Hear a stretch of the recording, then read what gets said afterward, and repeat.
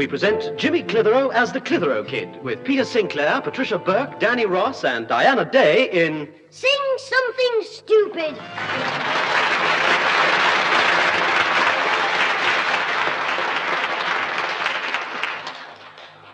Hello, Mrs. Clitheroe. Oh, hello, Alfie. Are you on your way to our place? Yeah, but not to see Susan. She's at the office working overtime, but she asked me to call at your house to get the dance tickets in the front room. Oh, are you going dancing? Yes, at the chip shop. No, but... No, it's tomorrow night at the town hall. But Susan wants to call at the chip shop because Ethel Summers works there, and she'll be off tomorrow night because they don't open and she's going. Who's going where, Alfie? Ethel and her boyfriend to the dance. Susan left the tickets for her in the front room. Oh, well, then I'll get them for you. Our Jimmy will be in there having his piano lesson with Mr. Wood. I thought his teacher was Mr. Benson. Oh, he resigned. He said his health and sanity were more important than my 3 bob a week. Mr. Wood's our new deputy organist and choirmaster. Well, doesn't Jimmy have to go to his place? Oh, no, he's only got a small flat, so he visits all his pupils. Anyway, Jimmy can't dodge his lessons now, even if he wants to. I knew Jimmy wasn't keen on the piano when he asked me to move it in the garden for him. Bonfire night. Oh, there's little Sandra Matthews. Do you know her, Alfie? Alfie? Oh, Sandra, yes. Her father's Jimmy's games master, isn't he? That's right. Hello, love. Hello. I was just going to call and see Jimmy. Oh, well, he's having his piano lesson at the moment. Oh, I see. Well, it was about the boys' end-of-term concert that Daddy's organising. Oh, Jimmy knows about that, because he told me that all them lads on the stage would look just like the black and white minstrels. White faces and black necks. Jimmy is funny. I like him, but I don't think he likes me. Well, he doesn't like girls at all, really. Yeah, I know. The other day I went in a shop with him and he asked for a quarter of jelly babies. All boys. Oh, it gets worse. What was about the concert, Sandra? Well, Daddy wants me to sing with the choir in the show. He's having a competition among the boys to write a new pop song for us. So I thought Jimmy might like to have a go. Oh, well, I'll tell him, love, if you like. Oh, well, I'd like to tell him myself. Could I see him tomorrow night about it? Yes, all right. I'll tell him you'll call. I'm glad you didn't want him to accompany you on the piano. He can only play one tune, Nymphs and Shepherds, and he's murdered them a few times already.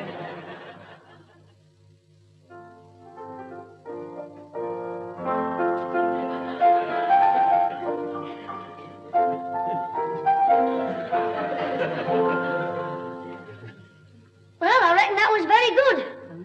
Definitely a touch of the Mrs. Mills there. Right, James, now that I've played it, let me hear you. Are you sure you wouldn't like a cup of tea? Just let me hear the results of your practicing. Right, Mr. Wood. Would you like to have a look at my stamp album? Just get on with it at once. Right, Mr. Wood. 1, 2.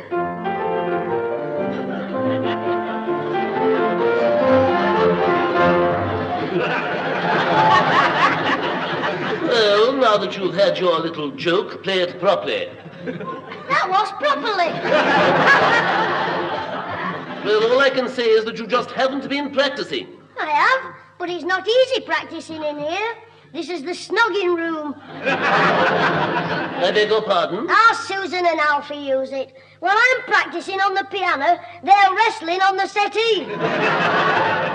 Never mind the excuses. Play the piece properly. Oh, all right. Don't get so crotchety or you'll make me quaver. Hey, I made a musical funny.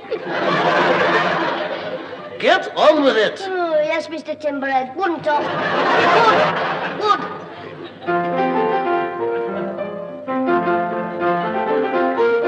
Oh, stop. That was terrible. What's up? Did I press the wrong pedal? Yes, and every wrong note on the keyboard. When I took you on, I had high hopes for you. I even told your mother that you ought to get a diploma. Well, get me one then. It can't be harder to play than this rotten piano. Now, look here, I've had just about enough of this. Oh, excuse me. You're obviously not practicing at all. Oh, why don't you be sharp and get back to A flat? Jimmy, how dare you? What's the trouble, Mr. Wood? Oh, it's James. He'll never learn the piano. Oh, don't give up. Try me on the triangle. Shut up. Mr. Wood, surely he's not that bad. Well, we'll see how he gets on next week. But right now I've had more than I can stand. Oh, the concert is over. Good.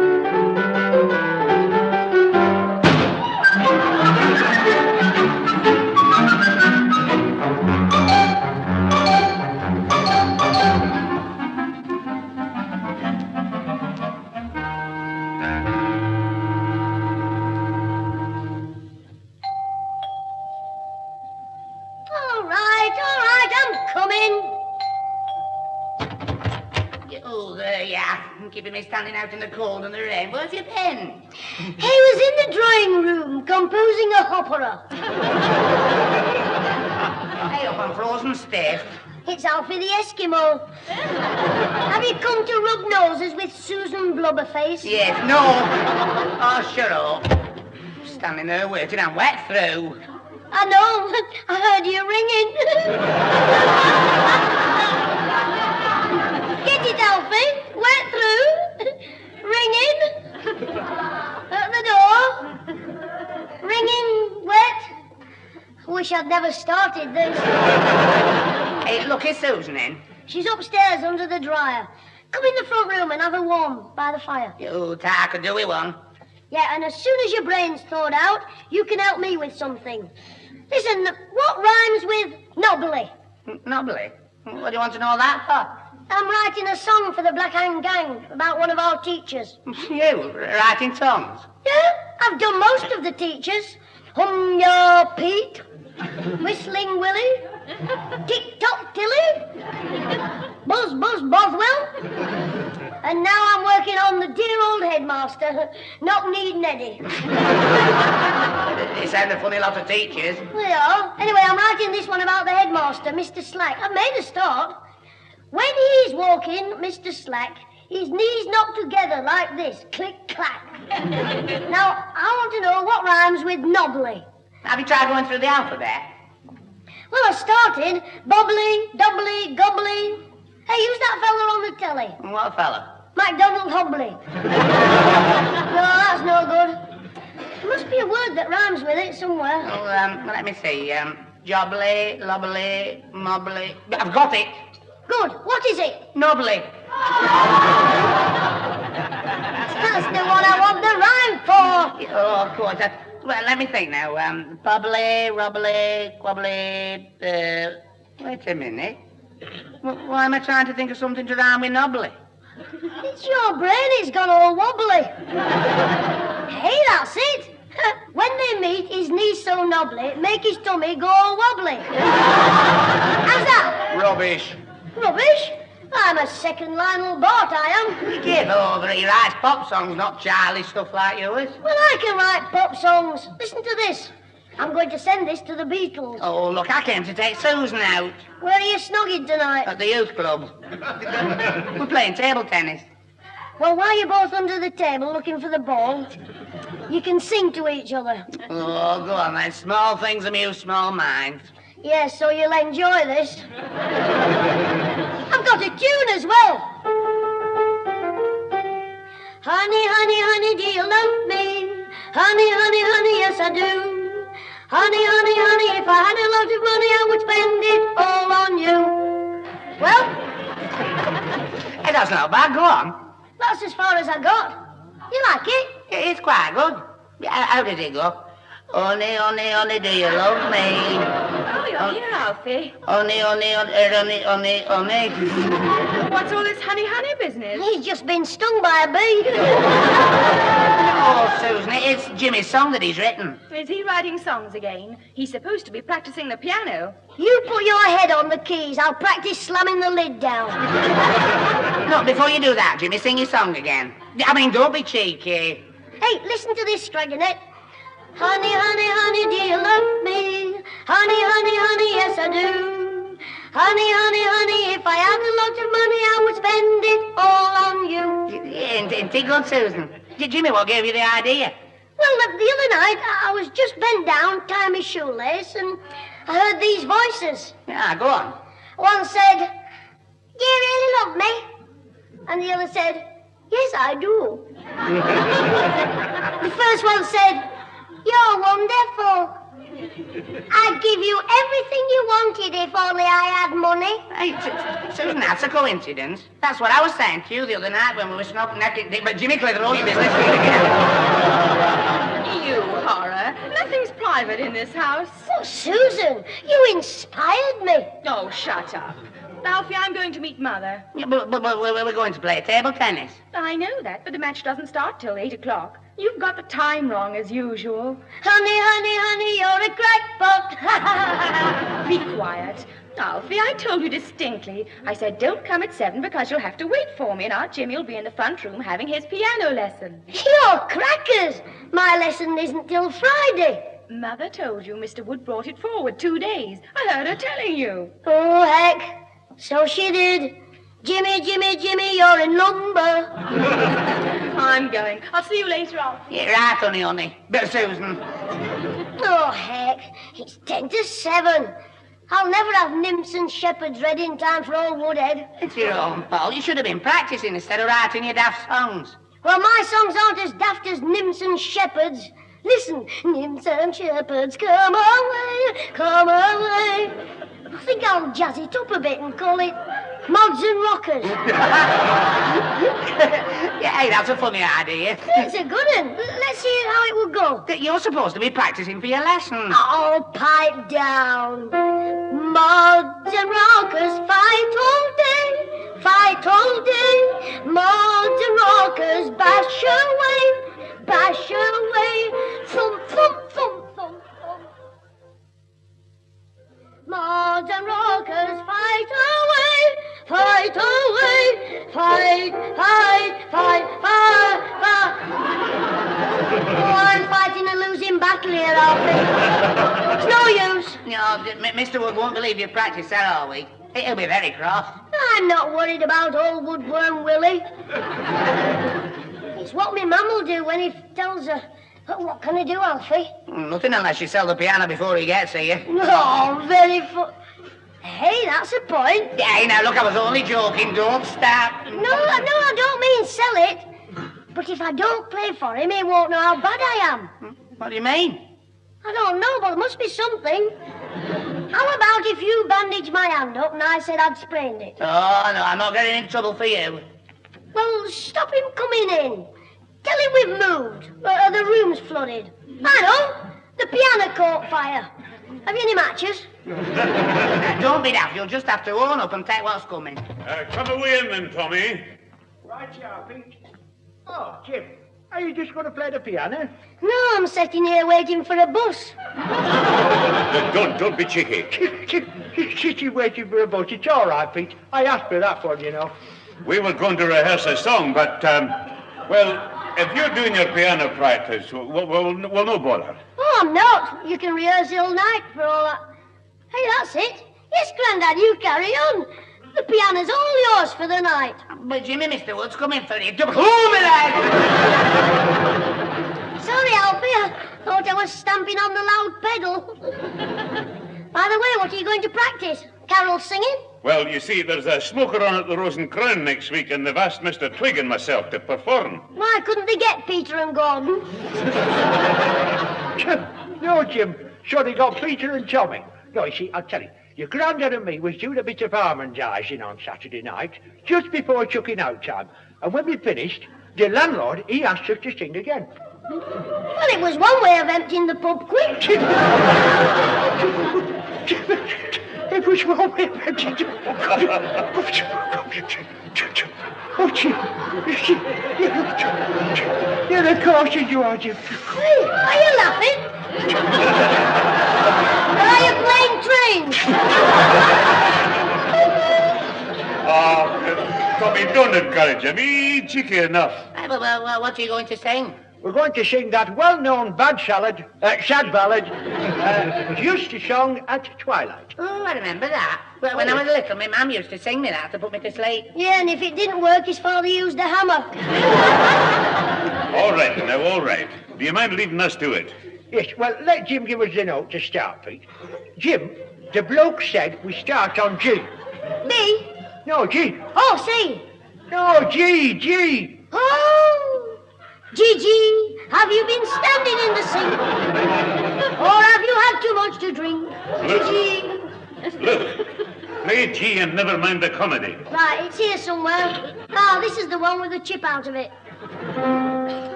That's it. After 2, Pete. A 1, a 2. Just a song at twilight, when the lights are low, and you play... No, just a minute, Pete. Just hold it. No. There's something wrong, Pete. Yeah, you're both sober.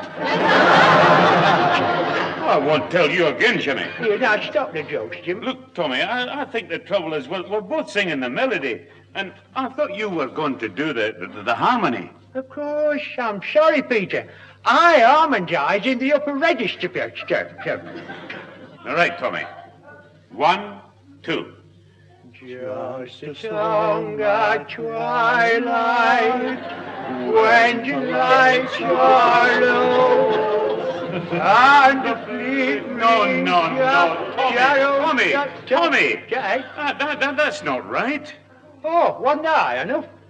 No, I should climb on the roof. I think you were going wrong after the first line. When the lights are low, you should be up. Go on. Aye. Hey, I've just saw Peter. The landlord was joining in with us the other night, so that's it. We'll try it with 3 of us. You have a go with us, Alfie. Aye, maybe you got something there. Here, give us the note again, Jim. A 1, 2. Just a song at twilight, when the lights are low, and you think just a minute, stop the flickering for a minute. No, it's still not right, it's not right. Wonder who that is. It'll be the bloke from next door with a gun. I'll go. Carry on with the harmonising. Oh, come on then, lads, let's try again. 1, 2. Just a song at twilight, when the lights are low, and the It's the Rose and Crown dancer to the bachelors. Quiet! Put this sock in it.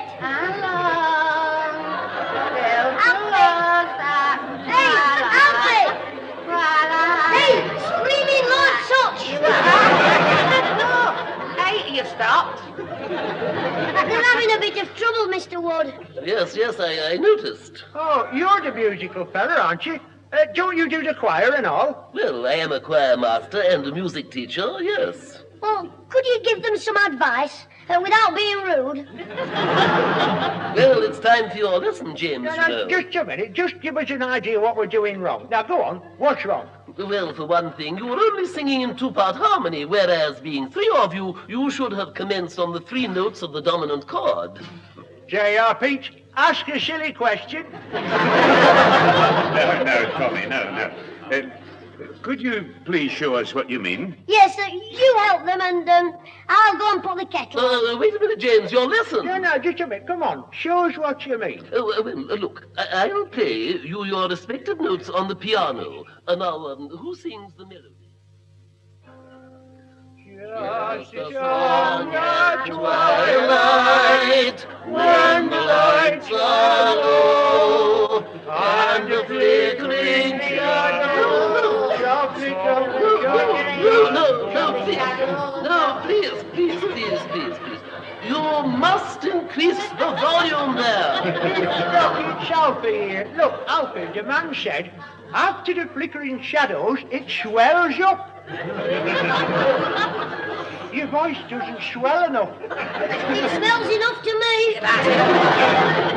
Come, no arguments. Listen to your 3 notes again. Now, once again, pianissimo. What's pianissimo? Quietly. Oh. Now, 1, 2. Just a song at twilight, when the lights are low, and the flickering shadows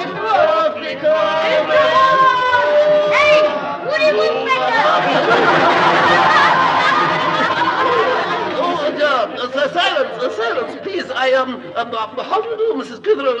We were... Have you finished giving Jimmy his piano lesson? He hasn't started yet. And in 2 minutes, my time's up. Mr. Wood, I pay you 3 shillings a half hour to teach my son the piano. It's no use talking to him, Mum. All he cares about is forming his new group. New group? Yeah, Ricky Wood and the 3 Splinters.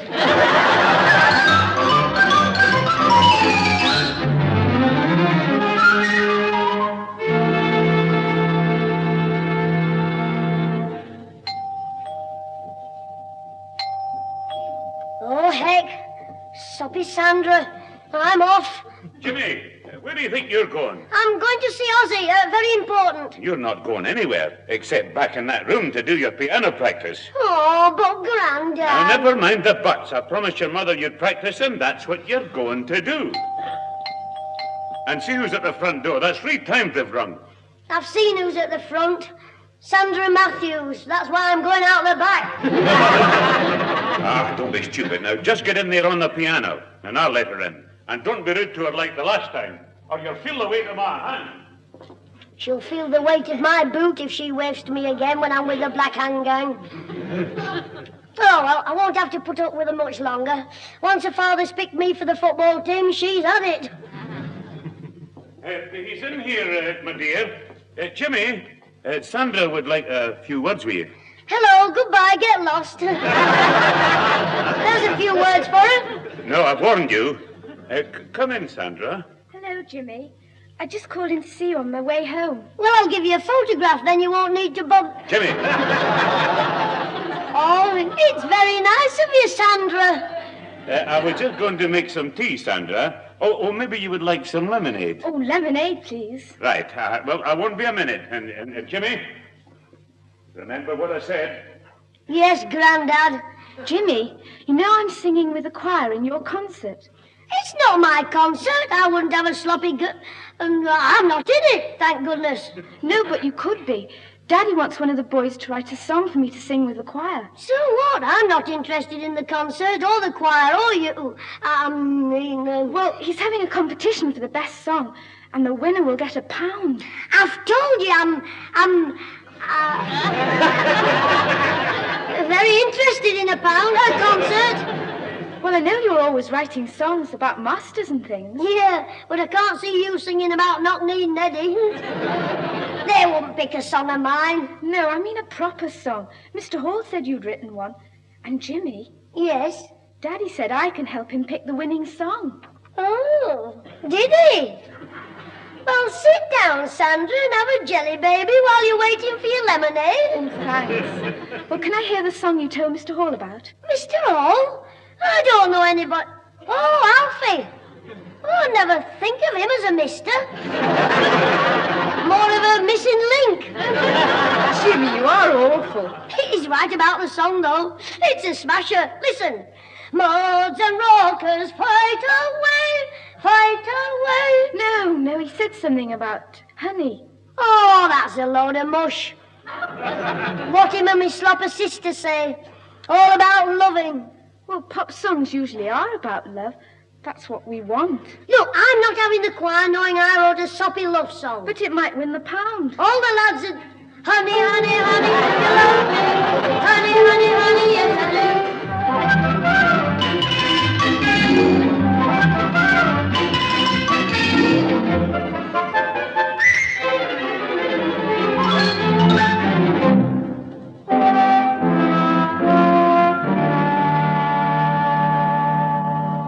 Go in the living room, Sandra. Thank you, Mrs. Clitheroe. And you, Alfie. It's after you. Where have you been, Alfie? I brought your tape recorder back from Sandra's. My recorder? Yes, Jimmy made up a song, and since he couldn't write the notes down properly, him and Sandra recorded it, and then she took it to her father. Yes, and he's chosen it as the winning song. Isn't that marvellous? Well, there were only 2 songs entered for it, and one of them was pinched off the Beatles. Still, it's very nice. I'll tell Jimmy's upstairs. No, he's not here. I've won £1 for... Where's the money, Sandra? Oh, Daddy said he'd present the prize after the concert. I can't wait to hear this masterpiece. Would you care to play it for us, Richard Rogers? I'll play another one for you. The Dead March. He doesn't need to to play it. It's on the tape recorder. Plug it in, Alfie. Come on. Yeah. Oh, it's smashing, I tell you. We don't want it on here. What don't we want, Jim? Father, we're going to hear the recording of Jim's song. Oh, well, no laughing. Especially you, scraggy neck. Oh, the genius is temperamental, is he? All right. Is it ready, Alfie? Here we go. Remember, anybody who laughs gets the nose jammed in the piano wires.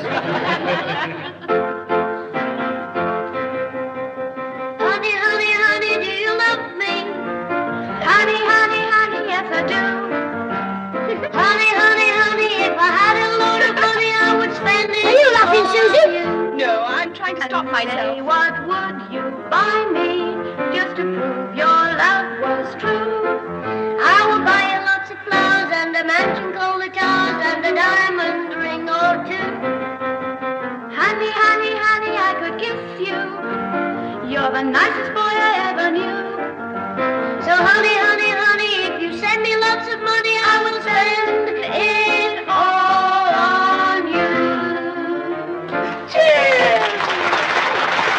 Oh,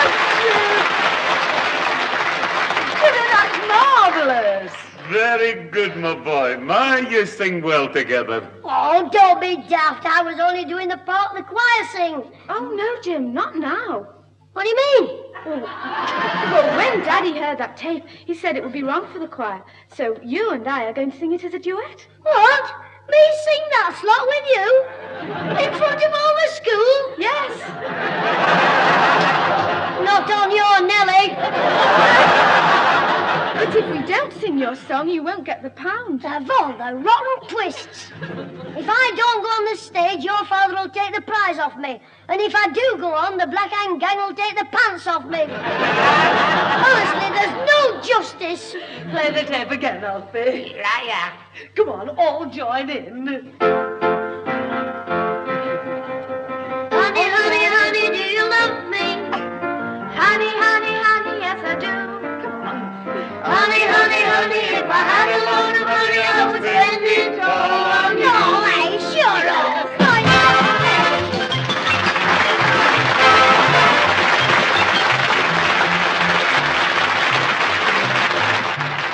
Those involved with the Clitheroe Kid this week were Peter Sinclair as grandfather, Patricia Burke as mother, Danny Ross as Alfie Hall, Diana Day as Susan, with Jack Watson, Frank Roscoe, Susan James, and Harry Hayward at the piano. The recorded program was written by James Casey and Frank Roscoe, produced by James Casey, and starred Jimmy Clitheroe as the Kid himself.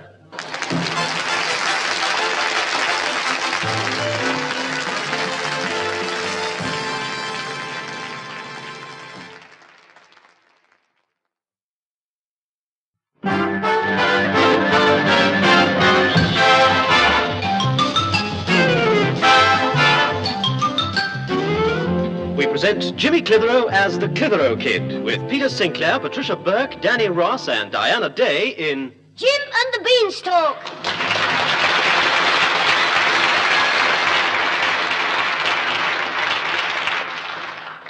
Now listen, Jimmy Clitheroe. For the last time, if you don't eat that food that Susan's cooked for you, you'll go to bed hungry. If I did eat it, I'd go to bed in hospital.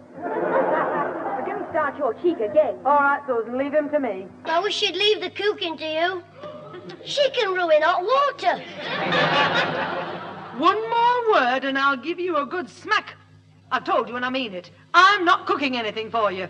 So you eat that place and chips that's in the oven, or your next meal will be your breakfast. All right, cook me breakfast now. Then I can have a lie-in in the morning. It's a waste of time talking to him. Look, he's the one who's going to supper. I've said my last word. I'm going to wash those dishes. He'll eat it when he gets hungry enough. Don't bet on it. Well, that's the last food I cook for you. Hooray! Now, if you just leave home as well, I'm sure of a happy Christmas. Well, I'd sooner spend Christmas anywhere than with you. All right, go and spend it at the dog's home. But whatever you do, don't cook for them. Look, if I hear one more word about the way I cook food, I'll... You don't cook food, you murder it.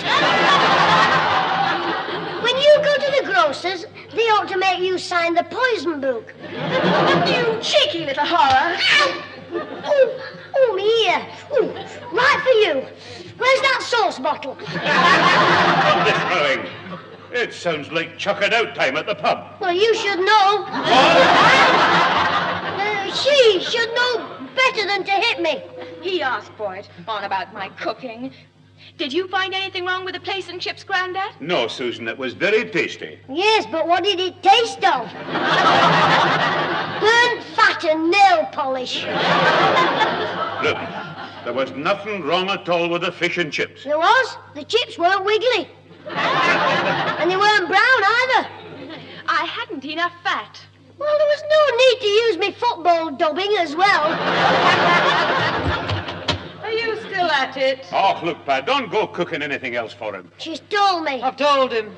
I've told him you told me. Now, don't be cheeky, or you'll go to bed hungry. She told me that as well. I mean, it doesn't matter.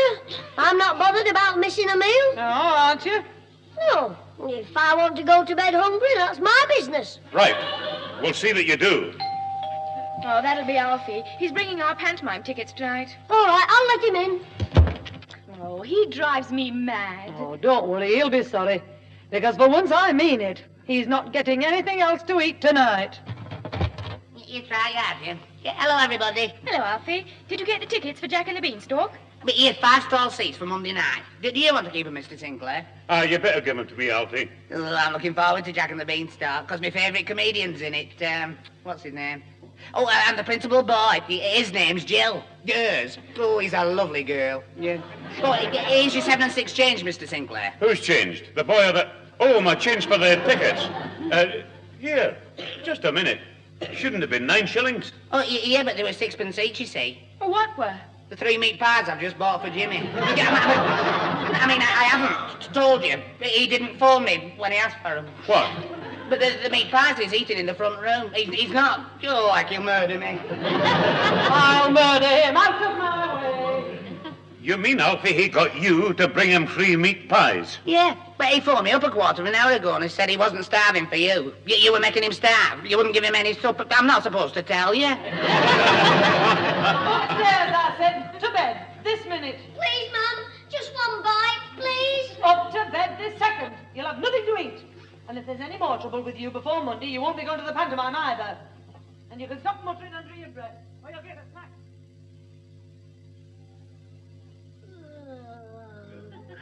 Oh, heck, I'll never get to sleep. I'm too hungry. If I wait till they all go to bed, perhaps I can sneak down for one of them pies. Oh, no. If she caught me, she'd stop me going to see Jack and the Beanstalk. And Scraggy Susan would like that.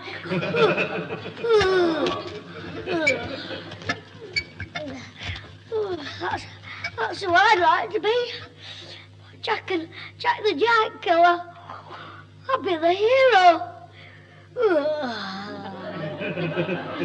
The giant who eats his captives. Hey, you could capture our Susan. That'd be her out of the way. We could get rid of her and buy a pig.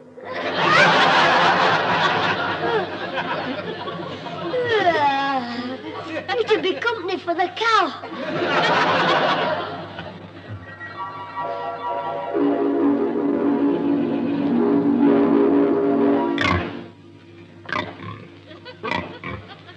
What did you say, Jimmy? It wasn't me, it was the pig. Get down, sit, Porky. Mum, can't you stop this pig sitting up and begging while I'm having my breakfast? Well, he's only hungry like the rest of us. Well, you'd think he'd have more sense than beg for bacon. He's only trying to be friendly. That's what you said about Clarabelle the cow when she ate my bed. She wouldn't have eaten your bed if you hadn't moved her out of the cow shed. I had to move her out. Alfie was coming to lodge here. And there was nowhere for him to sleep.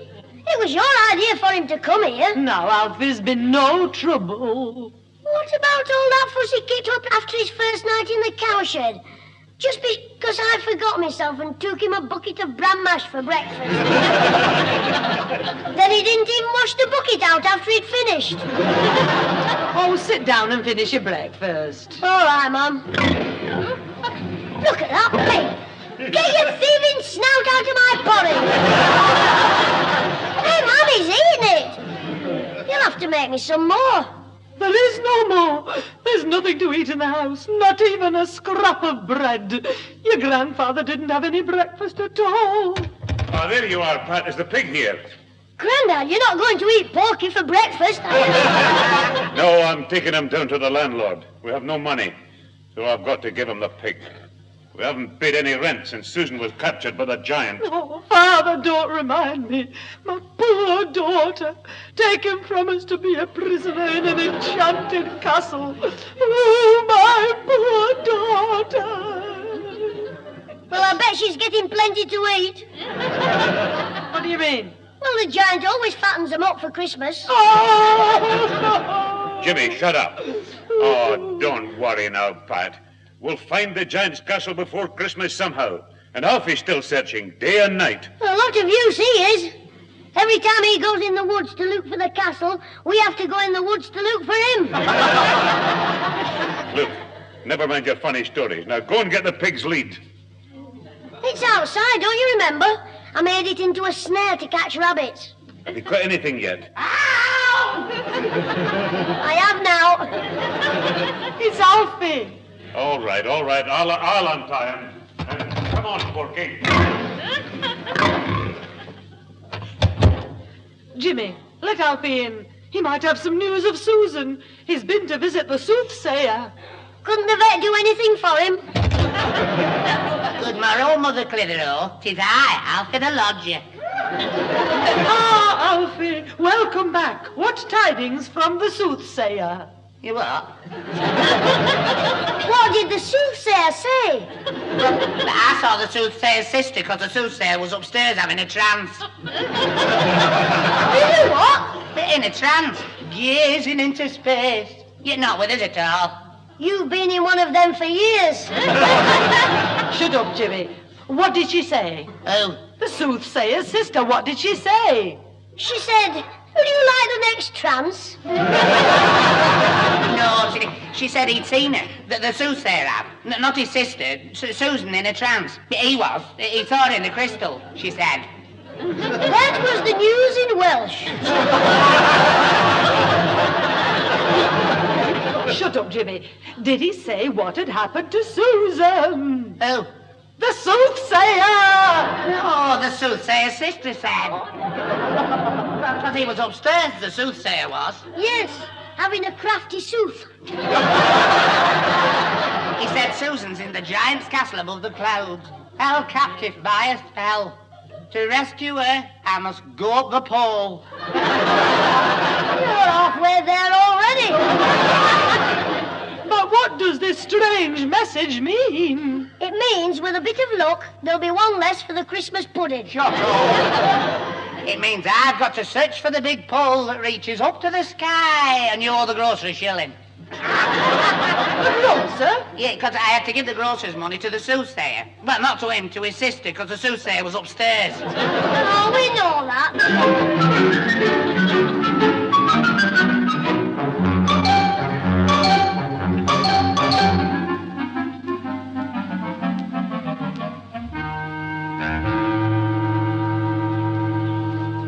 It's not fair, selling poor old Clarabelle. It can't be helped, Jimmy. Your mother's got to have some money, and the only way to get it is to sell the cow. We wouldn't be short of money if you hadn't seen the soothsayer. I didn't see the soothsayer. I saw the soothsayer's sister. The soothsayer was upstairs. Oh, don't start that again. Clarabelle's my best pal. Are you, Clarabelle? Oh, me dash, you owe me a cow. You see, you've upset her now. She thinks she's one of us. She doesn't know she's a Kurt-Otwa. A Kurt-Otwa. Oh, cow. Watch it or you'll be over that edge. She's easily upset. You remember when my granddad tried to milk her without warming his hands? It Too firemen to get that bucket off his head. Well, whatever she is, we've got to sell her. So let's get to the market. Jill, Clarabelle. She's not a horse, she's a cow. Oh, hey, sorry, Clarabelle. Now, come on, we've got to get 5 shillings for her. You what? Only 5 shillings for a... What? Right, Clarabelle. That's a price for a cut artwork. But she's not an ordinary cut artwork. She's a very clever cut artwork. She can count. I don't care if she can recite Gunga Din, she's still only a cut artwork. And the price for a cut artwork is 5 bob. Shillings. All right, but we're only selling her to somebody nice. Somebody with a kind face and nice warm hands. Don't worry, Clarabelle. We'll see you get a good home, and I'll come and visit you every Sunday and bring you some jelly babies. Whoever heard of giving jelly babies to a cow? No, I didn't mean it. I'm sorry. Al, hey, be careful, get on. Oh, no, Al, get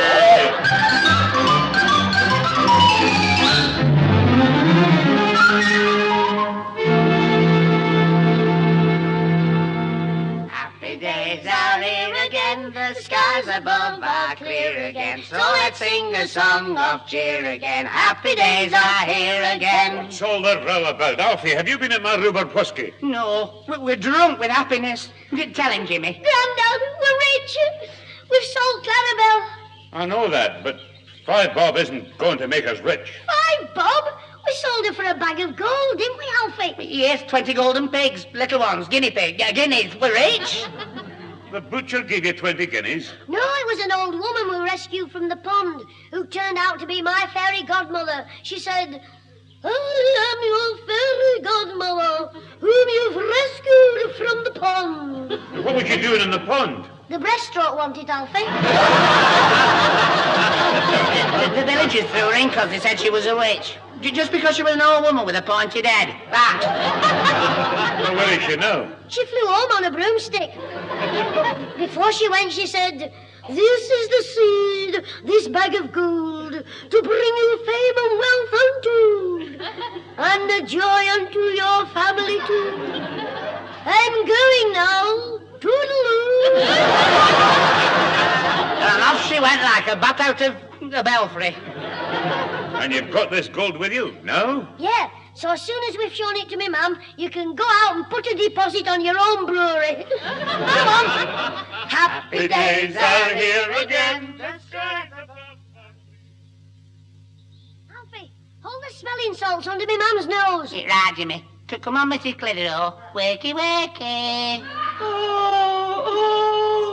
Oh, the shock of being rich was too much for her. Come on, my dear, wake up. Wake up. All our troubles are over. Oh, I'm all right now. Is it really true that we're rich? Yes, Mum, now we can buy all the things we need. Food, furniture, a front door. What's that? Oh, I forgot to tell you. I've invited everybody in the village to a hot pot supper tonight. But we've no food. We can buy all the food we want. Here, open the bag of gold. Give Alfie a guinea to go to the hot pot shop. Oh, yes, of course. Give me the bag. Oh, my hands are shaking. Oh, yes. Look, it's full of beans. Beans? You little fool. You've sold Clarabelle for a bag of beans. But it's gold. We saw it when she counted it into the bag. Well, it's beans now, look. Oh, heck. Mum, do you think you can make bean soup for 500? I can't make anything with these shriveled up black poisonous things. There, that's all they're good for. Mum, you've thrown the beans out of the window. Yes, and you're next.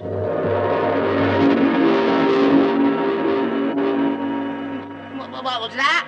Hey, missus, do you know you got a dirty great beanstalk in your garden? What's he shouting about? Come and look. There's a beanstalk growing up and up and up. Jimmy, you can't climb up that beanstalk. It goes right up to the sky. That's what the old woman meant about the seeds, bringing us fame and fortune. Yeah, look at the notice fastened to the branch. If fame and fortune you now seek, climb this beanstalk to its peak. But at its summit take great care. The dreaded ogre dwells up there. So that's where our Susan is. Don't be cheeky. She's with the giant, the dreaded ogre. Oh, hey, of course, this is a pole. I've got to go up. Oh, come on, Jimmy. No. Come back. It's too dangerous. It's all right, Mum. I climb the stalk, hide inside a pie, jump out with my magic sword and kill the giant. How do you know that? Did your fairy godmother tell you? No, I saw this pantomime once at Liverpool Empire.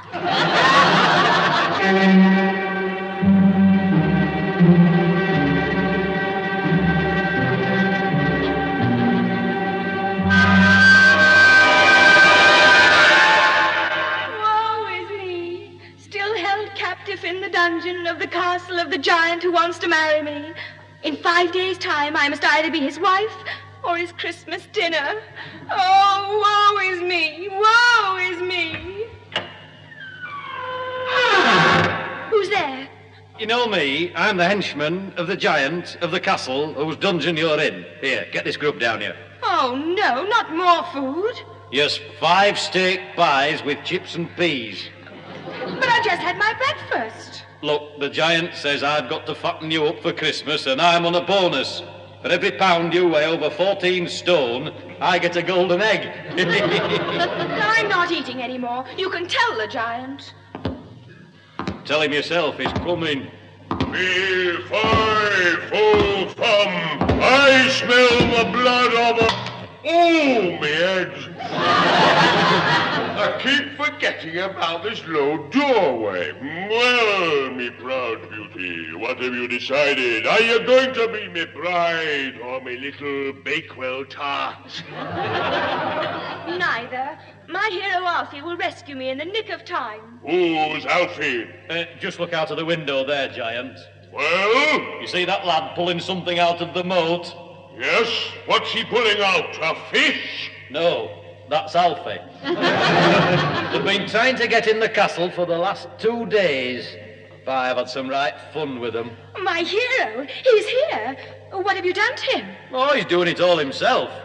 I lowered the drawbridge. He took a run in from the woods holding a battering ram, and I wound up the drawbridge. He made a lovely splash. Oh, that won't stop him. He'll find a way to rescue me somehow. He's brave, fearless, a true hero. I'm frozen, fed up, and far from home. You're not the only one. But don't worry, this plan can't fail. What plan? Just put your shoes back on. All right, Jimmy. You'll notice that I've fastened 2 big springs to the heels. Where did you get them from? An old bed in that cottage we passed. And it wasn't easy. Why? There was an old man still asleep on it. Look, I've got them on. What do I do? Take a running jump. You what? Get a bit of speed up, then bounce on your heels, and you'll go clean over the castle wall. Hey, that's a clever idea. Right, get bouncing. Right, Jimmy, I'm off. It's over. He's back. He's off again. Jimmy, stop me! I'll catch you the next time round. He's losing height. Alfie, don't fall in that mold.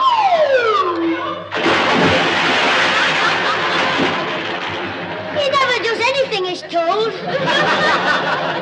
Well, I'll have to think of something else now. Are you dry, Alfie? I'm dry again. Good. Put your coat on. All right. Right. Now you'll notice that I've covered it with feathers. They're magic feathers off the magic hen that lays the golden eggs. What have you stuck them on me coat for? 'Cause you're going to fly over the castle wall. Don't be daft. Look, they're magic feathers. Just flap your arms and see what happens. All right, but it's daft. I'm flapping my arms, but there's nothing here. Hey, I'm flying. Good lad, Alfie. Now you'll be all right as long as you don't start to molt. He's doing well. He's halfway over the moat already. By Gadza, a pheasant at this time of the year.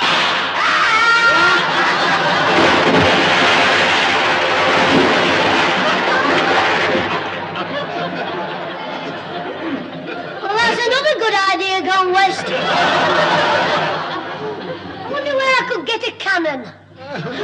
Hello? Alfie started flying again. No, it's my fairy godmother on a broomstick. She's dropped me a note. Oh, dear, I'm wet through. It's hopeless. We'll never get in the flipping castle. Hey, pick me that piece of paper up. My fairy godmother just dropped it. What, this? Give it to me. Instructions for entering Giant's Castle. Oh, no. What did he say? Try the back door, it's unlocked. She might have told us before. Never mind, I've got another plan. You go in first and find the giant, take off your cap and tell him you're begging for pennies. What for? Now you'll notice that inside your cap I've sewn some sticks of dynamite.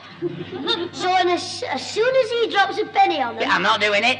Look, hey, look, from now on you can leave the thinking to me. I'll work out a plan. From now on you can leave the thinking to me. I'll work out a plan. You dead mug. We spent 3 days trying to get in the castle, and it took you 3 minutes to get us locked up here in the dungeon. Let's take our shoes off so nobody will hear us. You haven't got 2 yards and you put your big toe straight into a mousetrap. That was just bad luck. Oh, dear. Who's that? Who? Jimmy. There's somebody else in the dungeon with us. Who's that over there? Who's that over there? Saying who's that over there? Who's that? Who's that? Who's that over there? Who's that? I'm Jimmy. Well, I'm Grandad. I'm Mother. I'm Susan. I'm bewildered. What are you doing here? I came here with you. Not you, them. Mum, Grandad, how did you get here? We came up the Beanstalk to warn you. The council came round and said the Beanstalk had to be chopped down by Saturday afternoon. What is it now? Saturday morning. Yeah, that's one in the eye for the giant. What do you mean? Well, he was going to eat us all on Christmas Day, but we won't be here.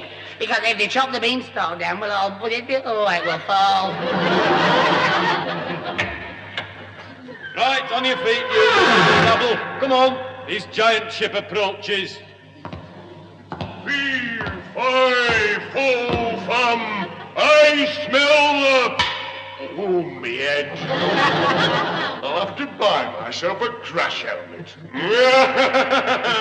Well, me proud beauty, did you make me that pie? Yes, it's in the bath. I couldn't find a basin big enough.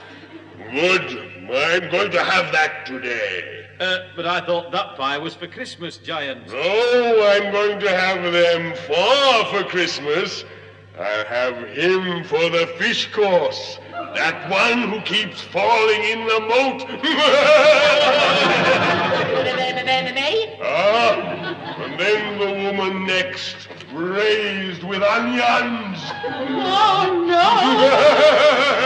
And then the young bird, medium rare. Oh, no! Yes, and then I'll finish off with that big haggis in the corner. Are you talking to me? Yes, I'll have you boiled in your kilt. Now, wait a minute, Master. You've left out the young lad here. Why don't you keep your big trap shut? No, I haven't left him out. He's for today. After the pie, I'll have him with custard. Right, come on, my lad. Oh, no, he won't like me. I'm all skin and bone. I'm scraggy, honest. Take him out and light the oven. 3, 5, 4, fum. I smell it. Ooh, me head. I must get myself a bigger dungeon. Mom, Grandad, do something. Stop him. Help. Why, Jimmy, we'll never see him again. No, Pat. You've got to be brave. Oh, my poor brother. Oh, how I regret all those hard things I said about him. Thank you, Nick. Just a rumble in a giant's tummy. I don't understand. Ooh, heck, it's not Christmas Day already, is it? Oh, damn Santa Claus. Jimmy, you're alive! Yeah, that's right. I'm alive and the giant's dead. Oh, my brave son. So Jack did Jim the giant. Better kill him. Jim.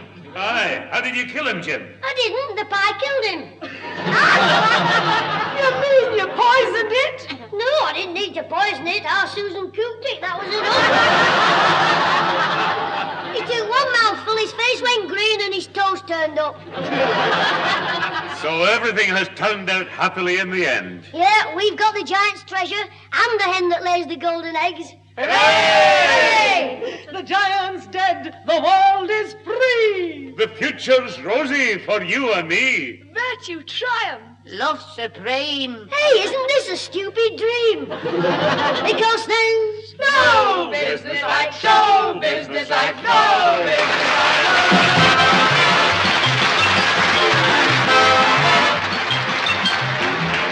Those involved with the Clitheroe kid this week were Peter Sinclair as grandfather, Patricia Burke as mother, Danny Ross as Alfie Hall, Diana Day as Susan, Jack Watson as the giant, and Fred Gaunt as the henchman. The recorded program was written by James Casey and Frank Roscoe, produced by James Casey, and starred Jimmy Clitheroe as the kid himself. Well,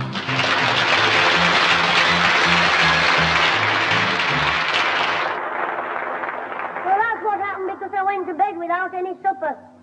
So let that be a warning to all of you. Remember, if you don't want to have bad dreams on an empty stomach, try lying on your back. Ta-ra!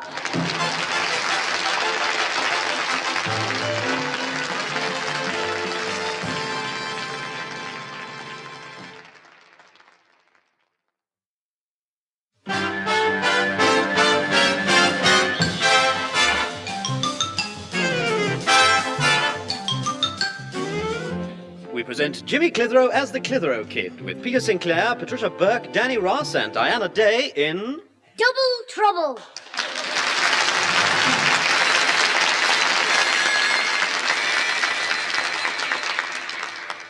Ah, look, Pat, I don't know where it's gone. I haven't taken anything out of the fruit bowl. But it's nearly empty, and I've only just filled it up for Christmas. There were a dozen tangerines, some apples, and 2 pounds of mixed nuts in that bowl this morning. Well, I haven't eaten them. Yeah, well, I bet I know who has. Howard Jimmy. I'll murder him. He's been enough trouble this week as it is. Ah, he's just getting a wee bit excited because it's coming near Christmas. He's not such a bad lad.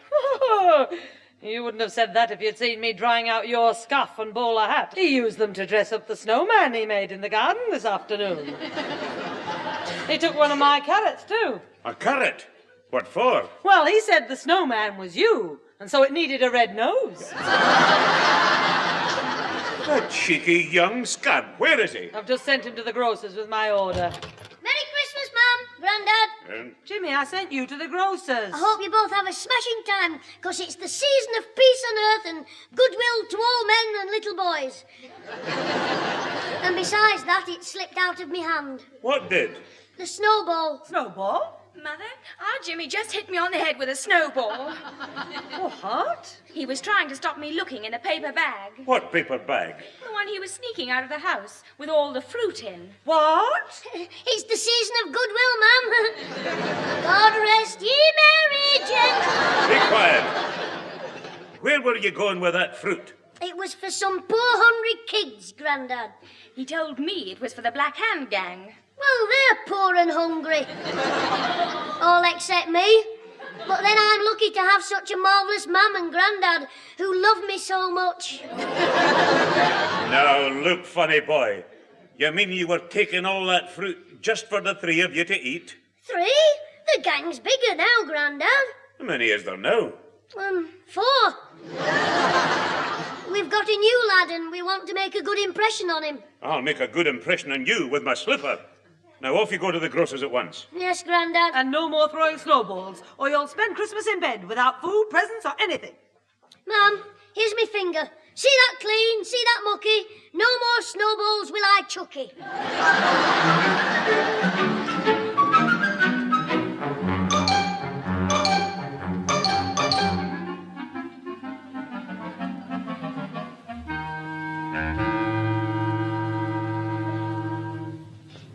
Constable. I can explain. Now, you be quiet, Clitheroe. I'll teach you to throw snowballs. I don't need any teaching. I mean, it was an accident. Accident? You hit this old lady on the head. I'm sure he didn't mean any harm, Constable. No, Ozzy started it before he ran away. He kept chucking them at me because he knew I didn't throw any back. Well, I stuck it as long as I could, but after you've had 7 wet snowballs in your mush, it's time to get your own back. You see, officer, the boy was provoked. And I'm sure he's not as bad as you made him out to be. He's dead cheeky, this lad. We've had enough trouble with him at the police station, singing carols outside and then shouting, "Can you spare a copper?"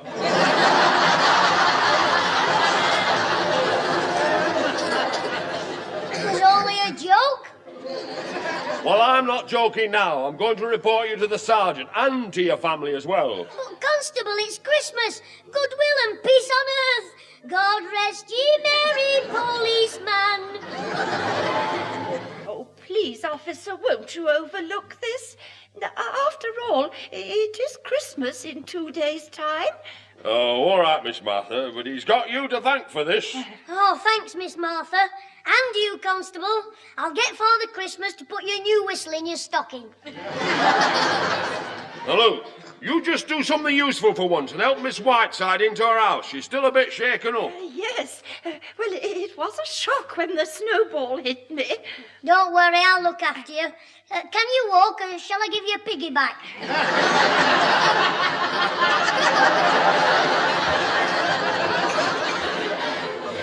You can just take my arm. Thank you. Miss Martha, you've forgotten your shopping bag. What? Oh, dear, my memory. It's terrible. I don't seem to remember anything these days. I'll take that bag for her. Right, well, here you are. That's very kind of you. Oh, that's all right. It isn't heavy. Hey, there's not very much in it, is there? No. And those groceries are for 2 of us. My sister Matilda and me. Well, there isn't enough food in here for one good hiccup. That's all. That's all we can buy on our old age pensions. Now, here, I'll open the door. Now, come in, Master. What is your name? Jimmy. Jimmy Clitheroe. Right, now, come into the living room, Jimmy. After you. And then you must sit down and get warm in front of the... Hey, you've no fire. Oh, we don't have a fire during the day. Well, what do you do to keep warm? Chew radishes? I like that. We usually light a fire for an hour in the evening. Oh, yes, you can't beat a good fire to sit in front of when you're watching the telly. Oh, but we haven't got television. No telly? Well, who tells you how to get your pillow slips whiter than white? Anyway, you won't mind being without a telly when you're having your Christmas party. It won't be much of a party, I'm afraid.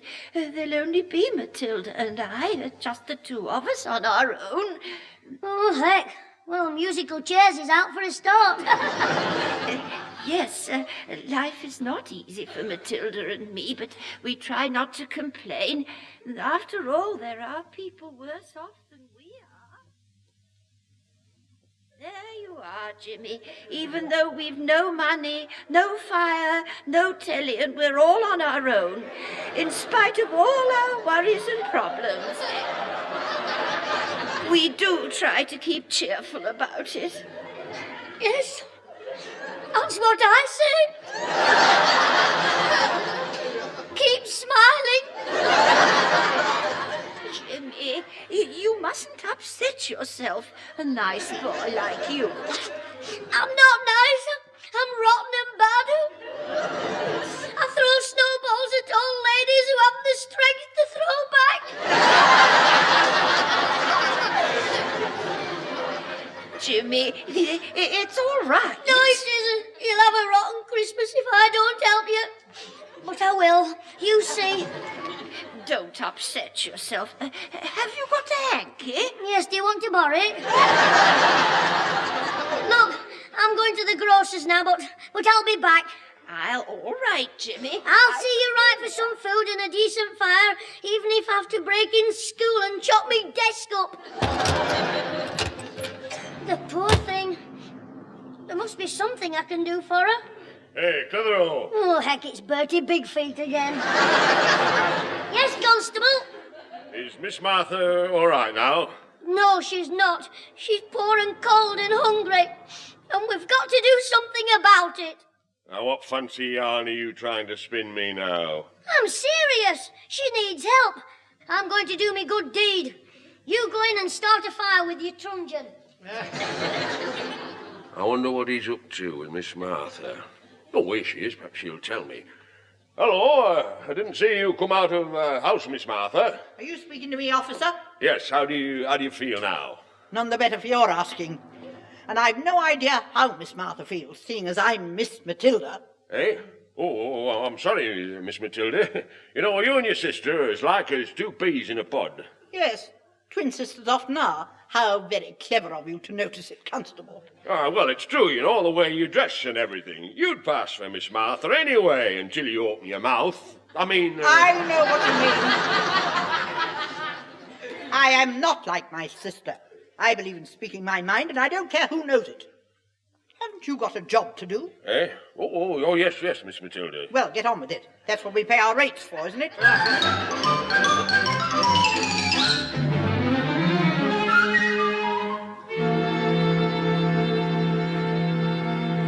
Now, look, lad, just explain properly what you want. I'm a grocer and not a mind reader. I've told you 3 times, Mr. Jacobs. All the groceries are for me, but I want that extra 10 shillings worth separating from my mum's. And don't deliver them to our house, because they're for somebody else. Look, I've got a better idea. What's that? Why don't you trade with another grocer? Starting now.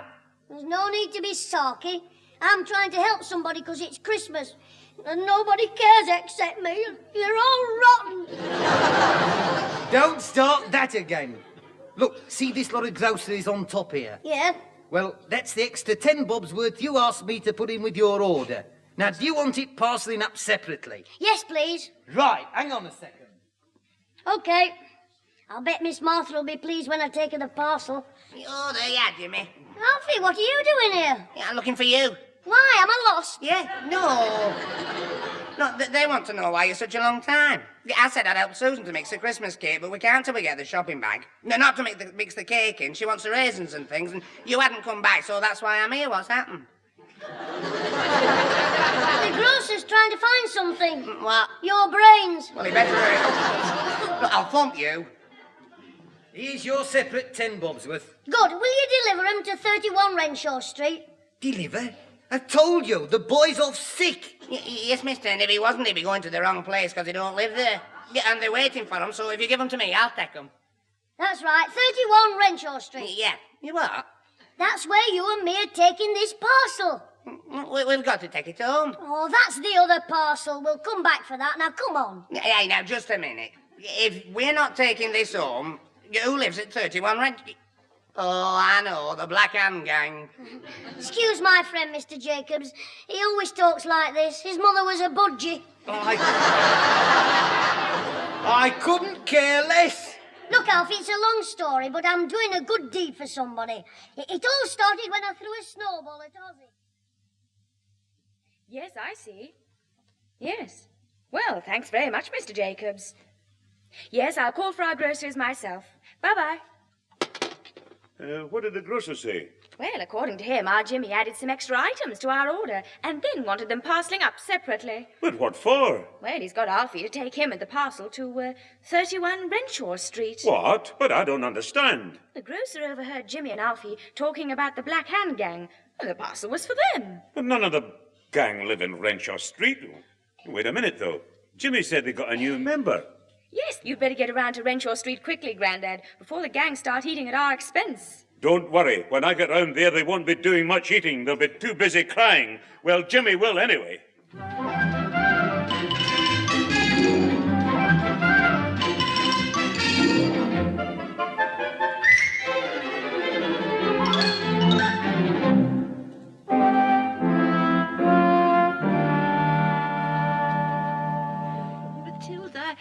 Don't throw that paper away.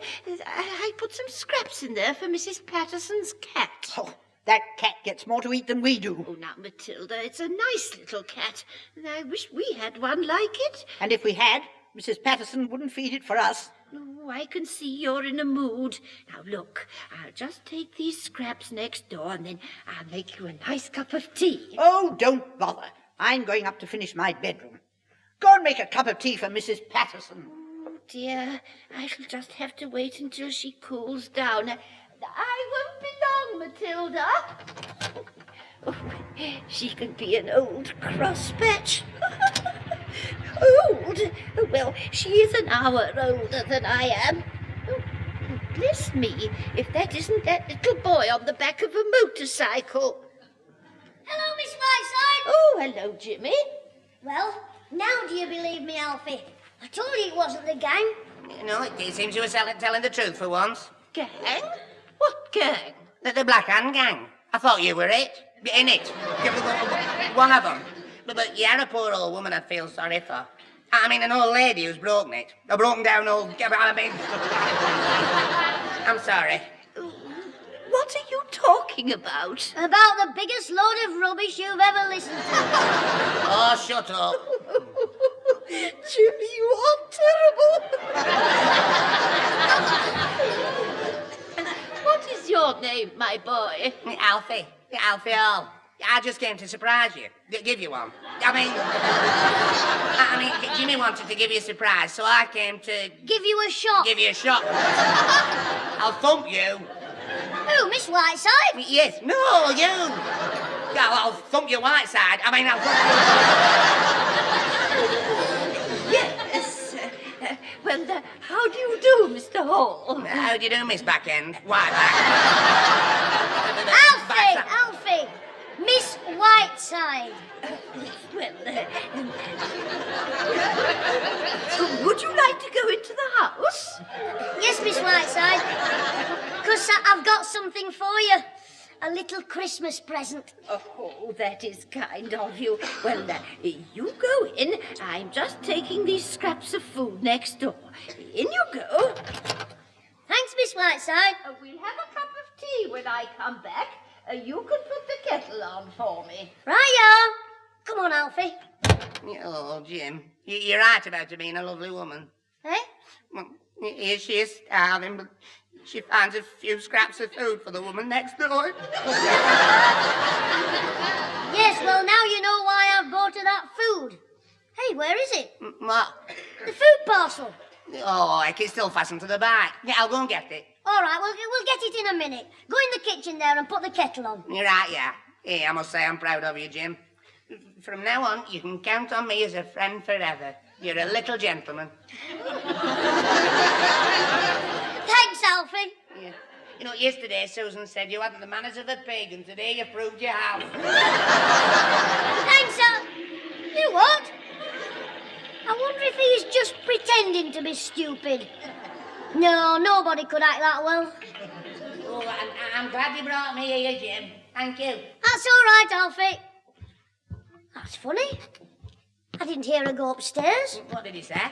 Miss Whiteside's just come downstairs. Here she is. What's going on? The kettle. Yeah, I mean, I've put it on for a cup of tea. Tea? You cheeky. Help! Burglars, help! Miss Whiteside, well, what's up? How dare you break into my house stealing my food? Help! Please, help! Well, you told us to come in. Shut up. I mean, calm down. I've never seen you in my life. You what? Alfie, she's gone dotty. Get out. Get out! Yeah, we haven't had our tea. I mean... Oh! Ow! She hit me! Hey, look, Miss Whiteside. Ow! Police! The woman's gone mad! Shut up, Alfie. Come on, get out before she gets a poker. A poker! That's it! Ah! Jimmy, wait for me! Not likely. I'll come back with an ambulance. That's right, you thieves. You'd better run. I'll have the police on you. Yeah, she's crackers. She's balmy. She's a nutter. Come and get this bike started. Well, a nice woman, you said. She turned out to be a right old lady. It's her age. She forgets. She told the copper she has a bad memory. Bad memory? It's only 2 minutes since we first met her. It was just, hello, go in, goodbye, come out. gone, go, Lord, out. I mean, how can you get that mucked up next door? How can you? Well, she's an old woman. What's your excuse? My excuse is that I'm an old man. What excuse? I haven't lost my memory. Are you going already? No, she's back again. Yes, we're going, honest. I mean... But aren't you going to have a cup of tea? But you don't want it. Us to have it. I mean, you want us gone, don't you? You know, you are rather confusing. She can talk. Oh, I see. Alfie, she's remembered again. Remember what? Us. She's remembered who we are. Don't let on that she threw us out, because she's forgotten. I thought she'd remember, but... Oh, I see. Now, do come in and have a cup of tea. Yes, well, all right. Alfie, bring the parcel, and if she forgets again, we'll leave it on the doorstep and run. Now, come along, then, and I'll go and put the kettle on. Have I put it on before? When was that? Just before you went, Cracker. Home in there! Before you went calling next door. I forgot she'd forgotten. Funny. Well, I like that, me, funny. She's as nutty as a fruitcake. We don't have 'em. What? Nuts in our fruitcake. They get in me granddad's teeth. What then? The nuts, so we don't have 'em. We have nuts in our house. Oh, of course, there's you, your father. Right. Shut up. Yeah, anyway, who cares about fruitcake? Let's go in. Right, come on, follow me. And don't forget the parcel. I've got it here, it's safe. That's funny. I thought you said she was going in the kitchen. Yeah, who do you mean, Nutty? Miss Whitebody? Get aside. Yes, she's in the front room there. Shall we go through, Miss Whiteside? What? You again? How dare you come back? But you told her to go, actually, off again. She's got a memory like a yo-yo. You said come for tea, Miss Whiteside. Don't you try and fool me with your lies. Well, we're not lying, you've forgotten. You keep forgetting, your mind's going. I mean... You beast! Oh, hey, don't start that again. My mind's going, is it? Oh, hey, my hands here, all right. You thief! Hey, Jimmy, throw the towel in. Miss, dump it in his head, you'll have him punch drunk. And I'll deal with you next. Come here. Get off! You haven't finished with Alfie yet, he's still on his feet. Stop it, what are you doing? She's doing Alfie. And she's making a good... Miss Whiteside, it's you, but you're here. I mean, she's you and it's... She's damaged my brain, I'm seeing double. Don't you shout at me, Martha. Shout at you? Have you gone mad? These are friends of mine. I invited them for a cup of tea. Oh, heck. Miss Whiteside, why didn't you say your sister was a twin sister? You mean that there is two of them? It's not me. Yeah, I'm not daft. Going daft. Oh, what a relief. You know, I thought I was seeing...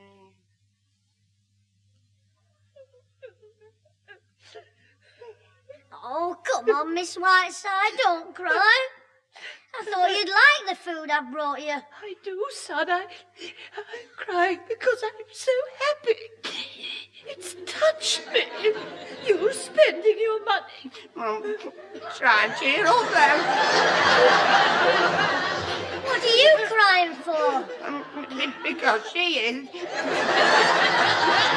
I mean, I'm touched. We know that. Well, why are you crying? Sorry. It's so wonderful to think a young boy can be so kind to an old lady. Oh, it's nothing. Oh, yes, it is, Jim. I think it's wonderful. Oh, belt up, you big soft Nelly. I wonder who that is. Well, maybe it's your sister come back. If it is, you can start crying again. Don't be silly. Matilda wouldn't knock. Only on Alfie's head. Yeah, I'll go and see who it is. Hey, shall I take my crash helmet in case it is your sister? He's a funny boy. Yeah, as me granddad says, there's one in every village I ken. He's a Scotsman, is he? Aye, is that. old Robbie Burns, haggis and a wee dram the new.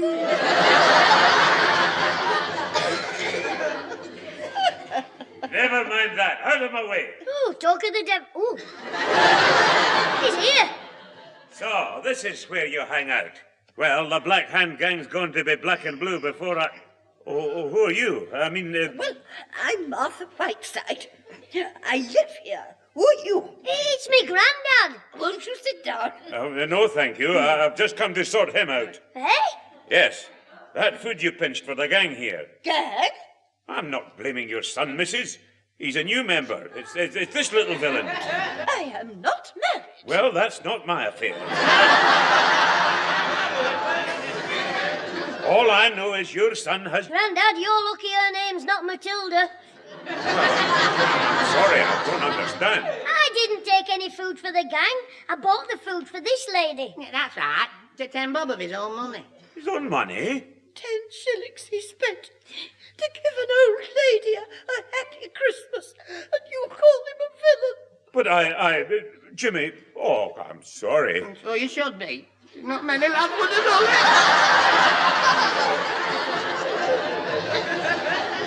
You should be ashamed of yourself. Son, I don't know what to say.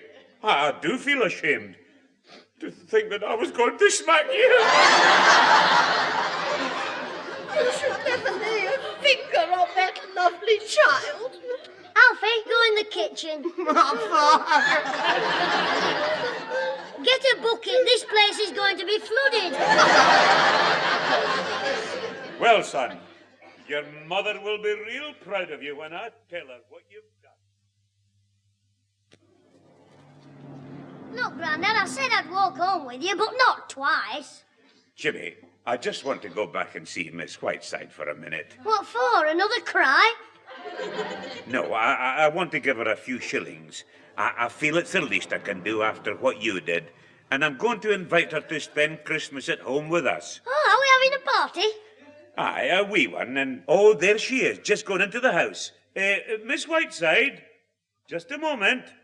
You want me, sir? Yes, I do. Grandad, I think this is... Quiet, Jimmy. Miss Whiteside, I want you to do something that will make me very happy. Just what do you mean? Do something that'll make you happy. Grandad, this is not... Jimmy. I want you to accept this 5 shillings and spend Christmas Eve at my house. How dare you? Hey! That hurt! Well, she's had a lot of practice on Alfie.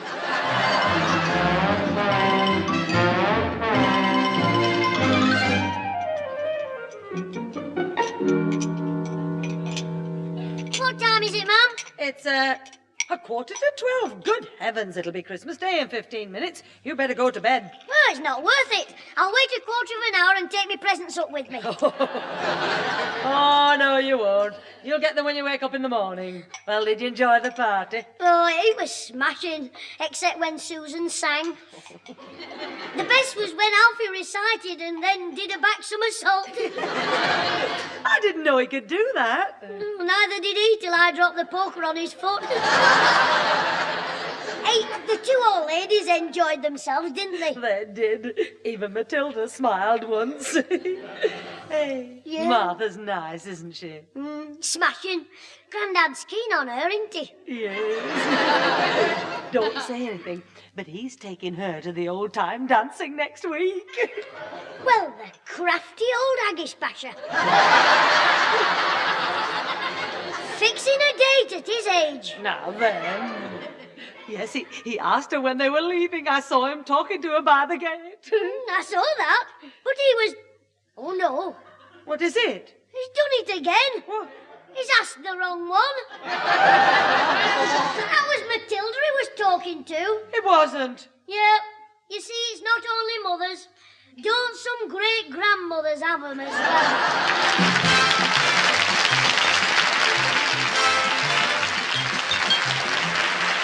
Those involved with the Clitheroe Kid this week were Peter Sinclair as grandfather, Patricia Burke as mother, Danny Ross as Alfie Hall, and Diana Day as Susan, with Jack Watson, Doris Rogers, Alison Bailey, and Fred Gaunt.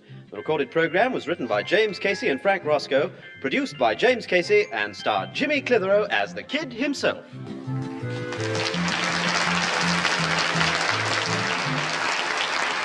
Well, Christmas is over now. I hope you all had as good a time as we did. But I hope you didn't eat as much plum pudding as me. Ooh, my aching tum. That's my New Year's resolution. No more plum pudding till next Christmas. Ta-ra!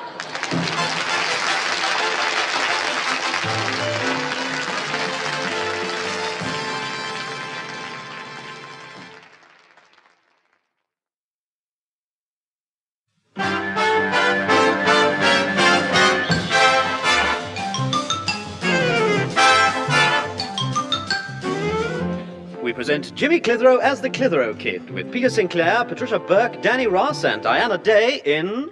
Old Trouble.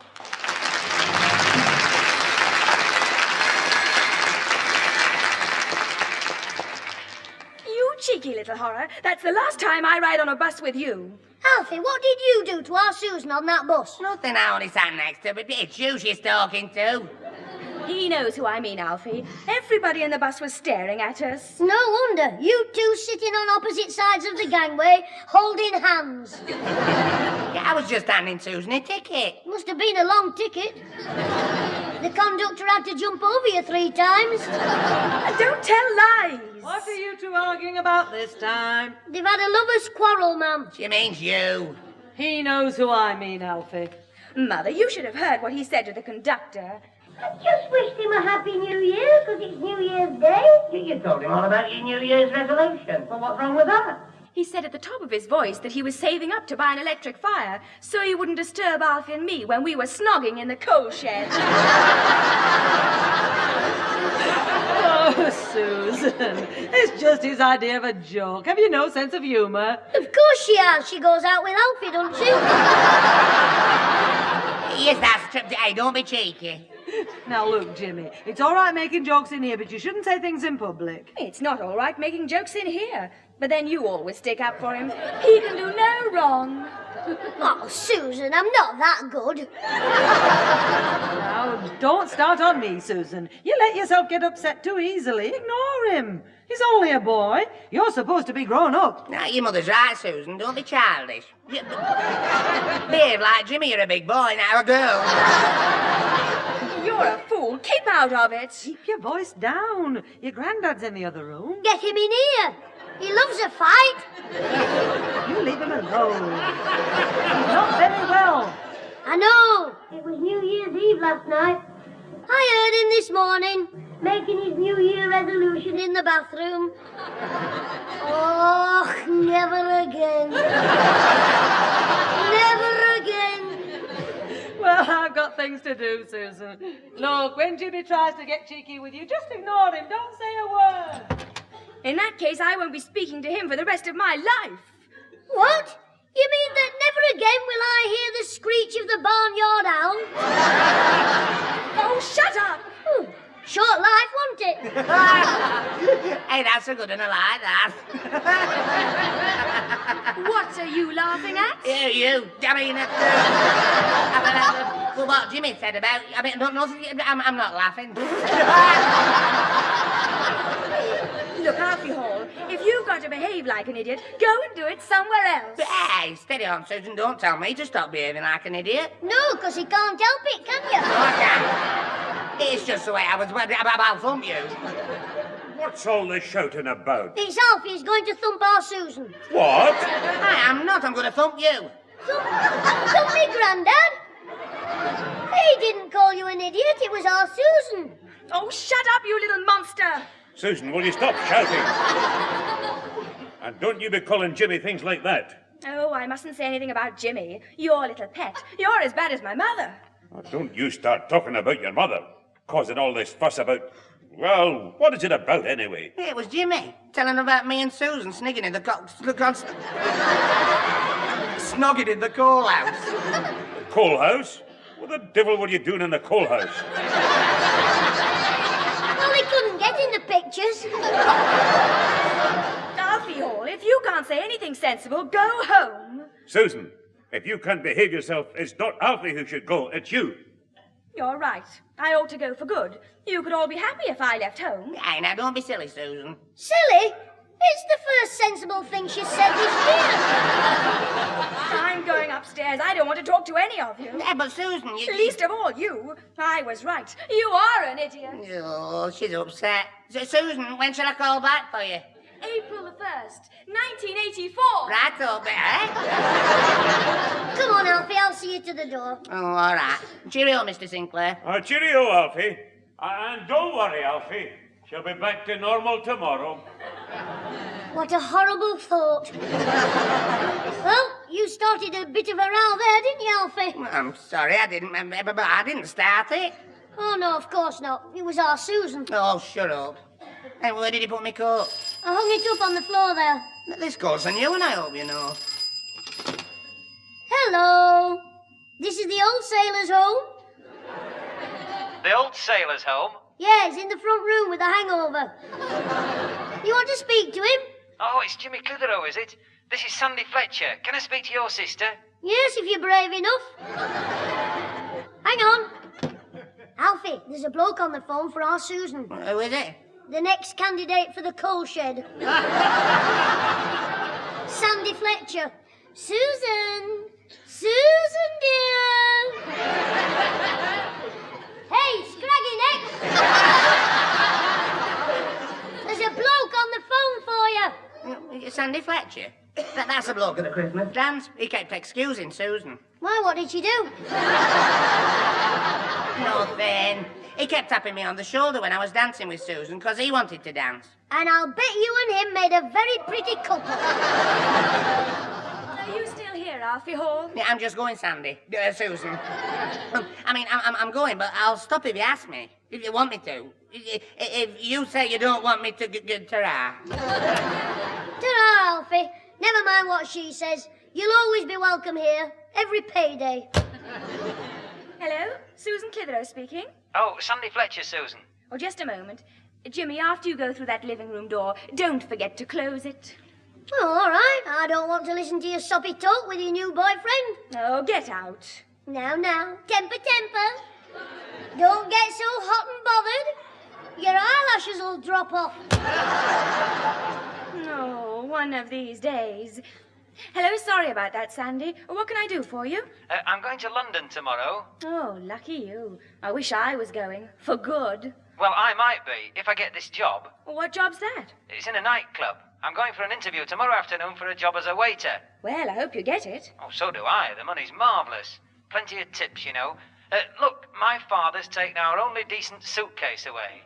So my sister said you might lend me yours. Yes, certainly. When do you want it? Well, if I could come round tonight for it, because I'm catching the early train in the morning. Yes, that'll be fine.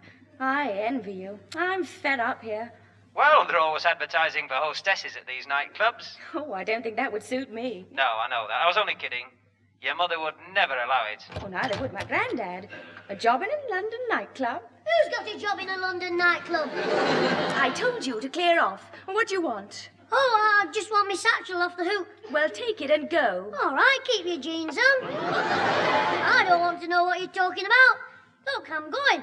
Well, shut the door behind you. Oh, shut your mouth. I wonder what they are talking about. Easy does it. What time's the interview for the job? Oh, 5 o'clock tomorrow, at the nightclub. She's getting a job in London. Oh, yes, I'm sure I'd make a marvellous hostess. Yes, it's a funny thought. Sitting drinking all night in a nightclub and telling Grandad I was working at the YWCA. Well, that's nice, I must say. We'll be reading about her in the Sunday papers.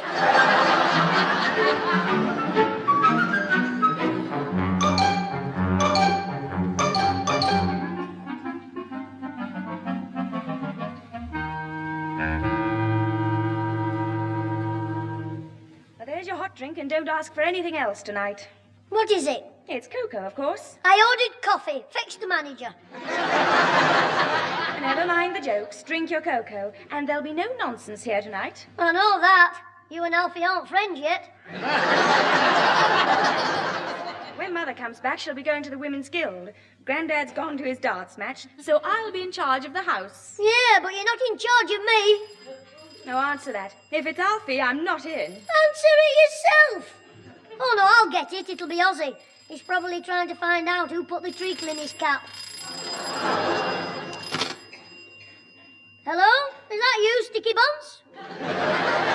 Oh, sorry, Sandy. Susan, it's for you. Who is it? It's your first reserve.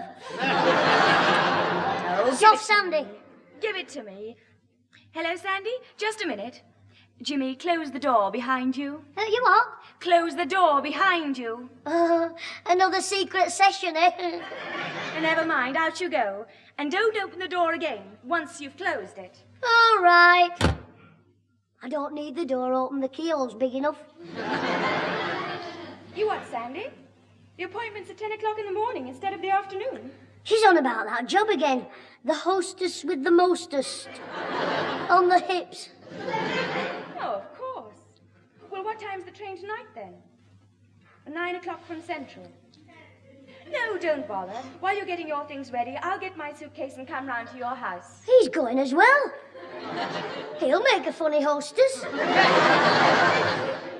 course, Sandy. Now, don't worry. I'll be round in plenty of time for the train. I'll go upstairs now and get my suitcase. Bye-bye. Hooray! She's leaving home. So that wishbone did work after all. Oh, I hope this isn't me, Mum. She might stop her going and ruin all my plans. I'll take her in the kitchen and make her a cup of tea till Susan gets clear. Hello, Jim. Can I come in? Yes, if you buy a bottle of lemonade, we can celebrate the good news. What good news? Well, you know that bloke, Sandy? Oh, here comes the good news on her way out.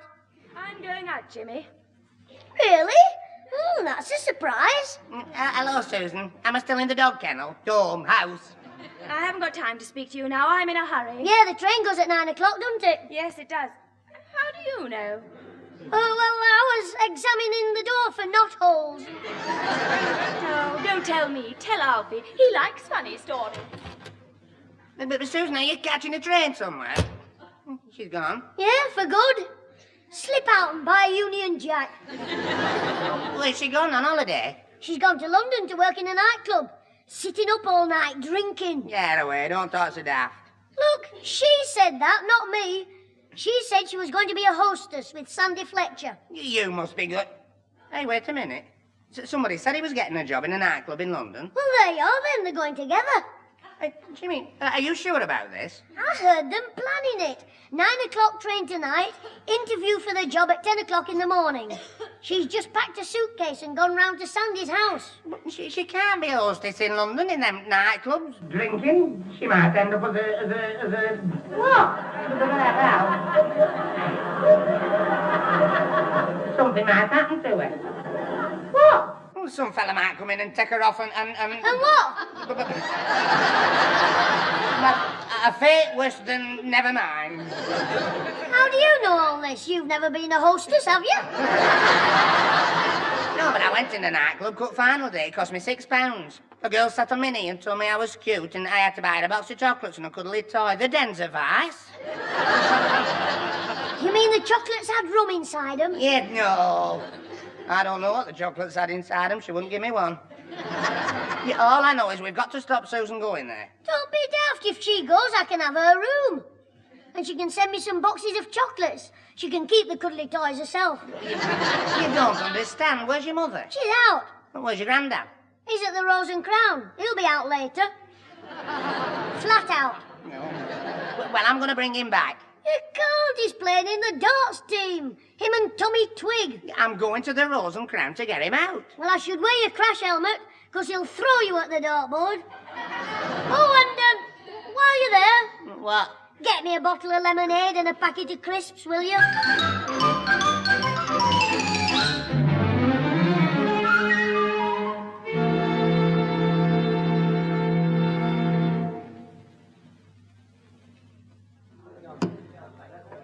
I wonder where he is. Best of order now, the throwers at the board. Oh, there's Tommy Twig.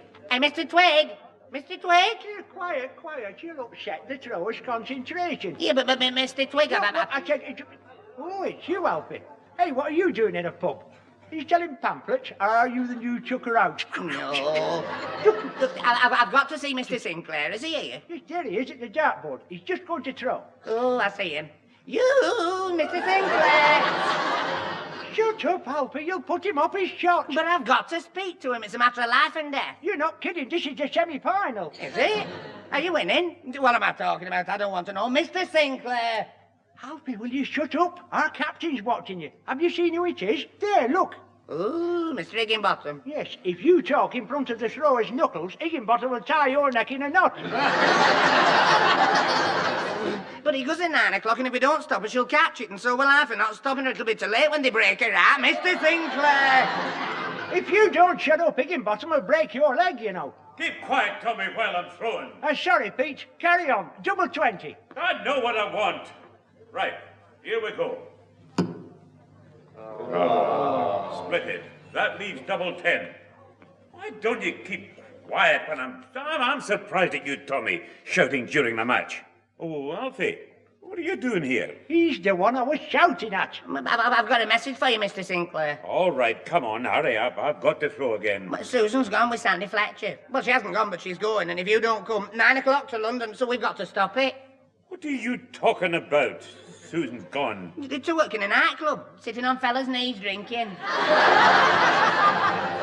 Hey, you mean one of them hostesses is like in the Sunday papers? Well, yes, she is. Will be. Not in the papers, in the club. She left home with a suitcase to catch the 9 o'clock train from Sandy's house. Not the train, the suitcase at Central Station. Breathe, lad, breathe.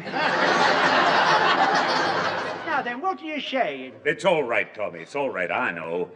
Susan's running away from home to London to work in a nightclub, and she's catching the 9 o'clock train. Oh, you know. Who told you? You just did, you blithering idiot. Come on, let's get moving. We'll call at our house and collect Pat. Can we use your car, Tommy? Certainly. Mind you, it's not very clean if Pat's coming with us. I could get a duster. Never mind that. We're not going on a joyride. Come on, where's Alfie? Alfie, what are you doing at the bar? I've just remembered. I have to buy a bottle of lemonade and some crisps.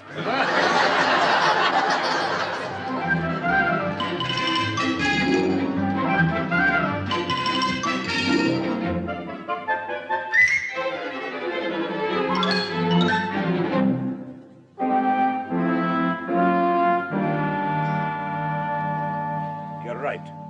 Her suitcase is gone. This is a fine mess. What are we going to do? Well, first of all, let's move my things into Susan's room.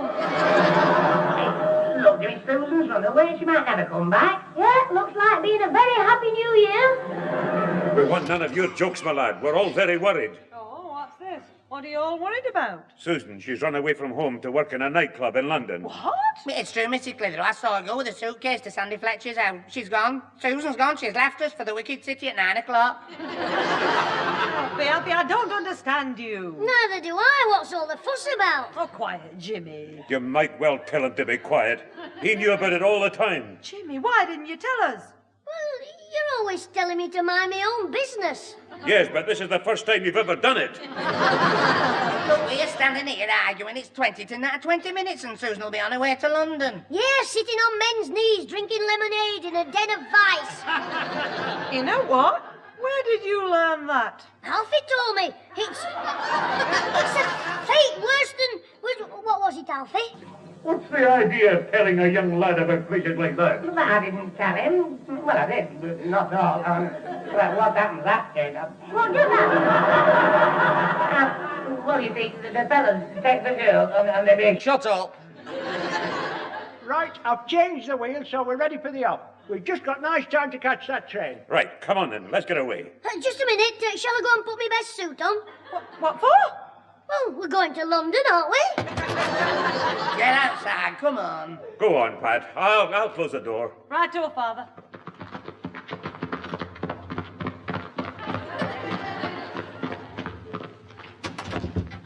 Now, in you go, Mrs. Clitheroe, and Jimmy in the back. Pete, you and Alfie get in the front with me. My back suspension's a bit weak. You want to try something with me granddad's liniment? Right. Oh, squeeze up, Alfie. Yeah, that's all, Mr. Sinclair. Ooh, the gear lever's caught up my trouser leg. Well, put your legs round your neck. Anything, we're in a hurry. Okay, Tommy, we're in. Right, now up we go. Now, don't worry, Mrs. Clitheroe. We'll get there just as soon as I... Oh, dear. She's been a bit obstinate. Now, don't worry. We'll be off in a minute. She's just a bit cold. We'll start a fire under her.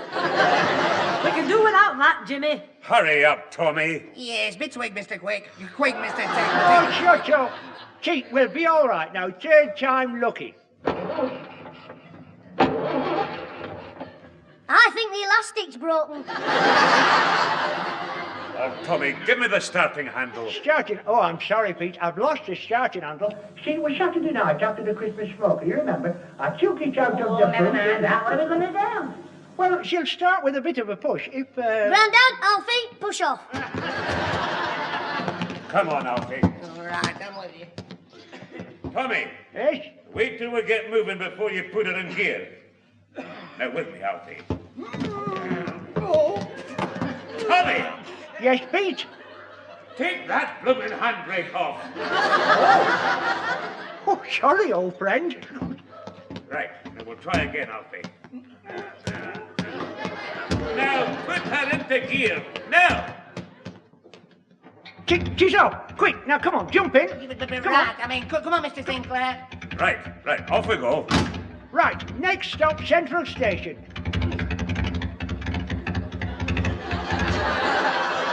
I never knew we lived so near the station.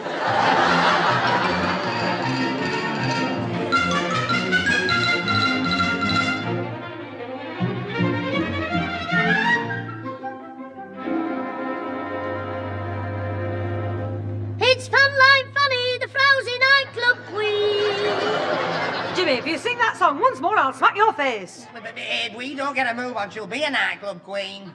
Tommy, can't we go any faster? We could if you and Alfie got out and pushed again. Look, Pete, I'm doing my best. The needle's right up to 30, and this is a restricted area. You are? A restricted area. You are? There's a speed limit, 30 miles an hour.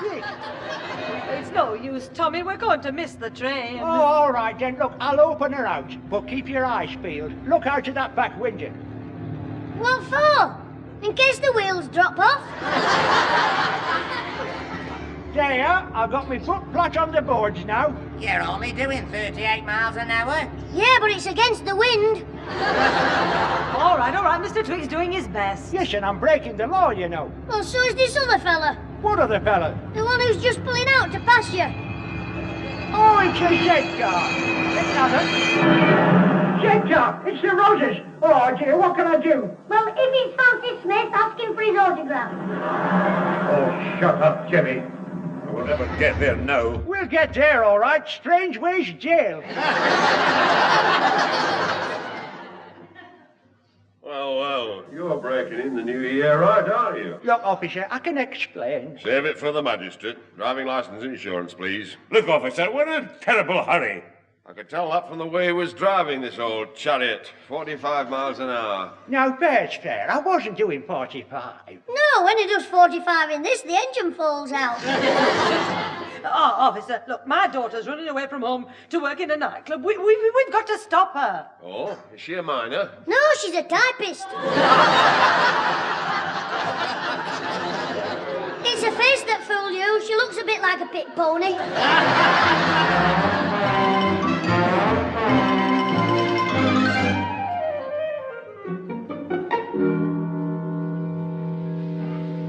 Hey, that's the London train, platform 2. Come on. We've only got 5 minutes to find them. All right, Father. Where's Alfie and Tommy? They're parking the car. Never mind them. Come on. Oh, I found you. Oh, the job we had parking. It's all one way around here, and we weren't going the right one. The one. We were going down and up instead of down or something, and that's why they were all waving. I thought they knew me, so I waved back, and when we did park, Tommy got out, a bloke got in, he threw his case at me and said, "Take me to the town hall." We were at a taxi rank. Never mind that rubbish. Come on. Here's platform 2, through this gate. Oh, just a minute. I want your tickets, please. Oh, we haven't got any tickets. We're just going to see someone on the train. Well, you can't go on there without tickets. Wait till the train will be out in a minute. We've got to catch it. I thought you weren't travelling. We're not. We just want to catch it. Stop it. Oh, shut up. I'll get some platform tickets from the machine. Oh, Jimmy's doing it. The only one with any brains. Get 4, Jimmy. Now, just a minute. There's no need. You mind your own business. Oh, here's Jimmy. Did you get him, Jim? Yeah, half a dozen. 1 each and 3 for me. What's this? Chewing gum. Hey, that's a good one. We thought you were getting tickets, and all the time he was getting chewing Shut gum. up. I've got platform tickets here. Well, why didn't you say so before? Well, you never asked me. Well, let's start again. Hello, Inspector. Have you got any platform tickets? They won't let us on with chewing gum. 4 tickets, please. Certainly, madam. On you go. Thank you for nothing. Come on now, keep your eyes open, everybody. And don't forget, Pat, you deal with Susan. And I'll take care of that no-good Sandy Fletcher. Yes, and I'll help you. And I'll hold your coats. Hey, Grandad. Hey, look there. Have you seen him? No, the train. It's a diesel. What difference does that make? They go faster. Jimmy, we're not interested in the trains. We're looking for Susan. Right. Hey, is that her in that cattle truck? Which cattle? I'll thump you. Jimmy, one more joke from you and I've seen him. Where? There, look, that's Sandy Fletcher, standing by that carriage door. Right.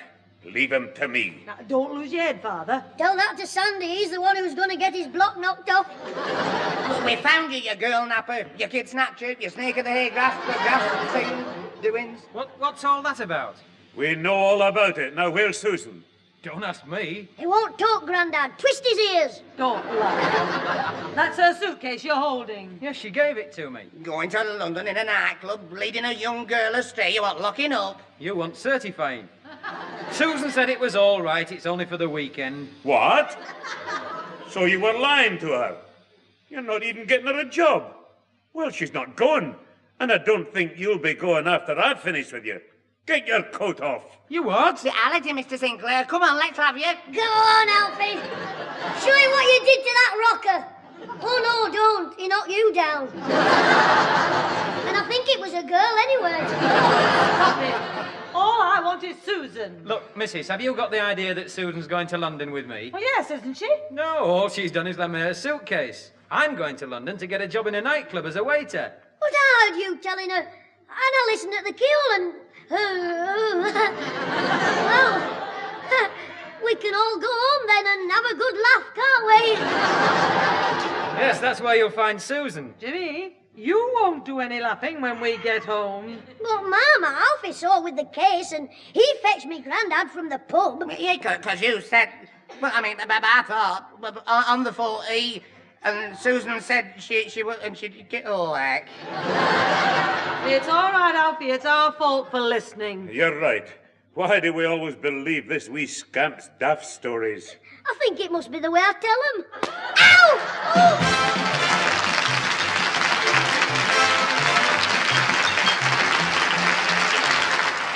Those involved with the Clitheroe Kid this week were Peter Sinclair as grandfather, Patricia Burke as mother, Danny Ross as Alfie Hall, Diana Day as Susan, with Jack Watson, Fred Gaunt and Frank Roscoe. The recorded programme was written by James Casey and Frank Roscoe, produced by James Casey, and starred Jimmy Clitheroe as the Kid himself. Well,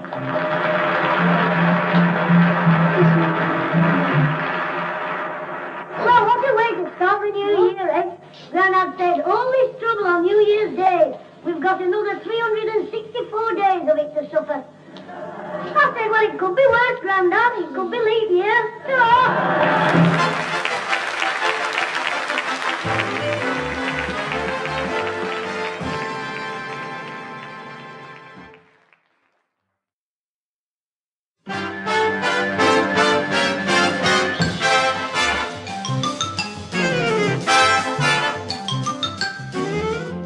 Present Jimmy Clitheroe as the Clitheroe Kid with Peter Sinclair, Patricia Burke, Danny Ross and Diana Day in One Quiet Day.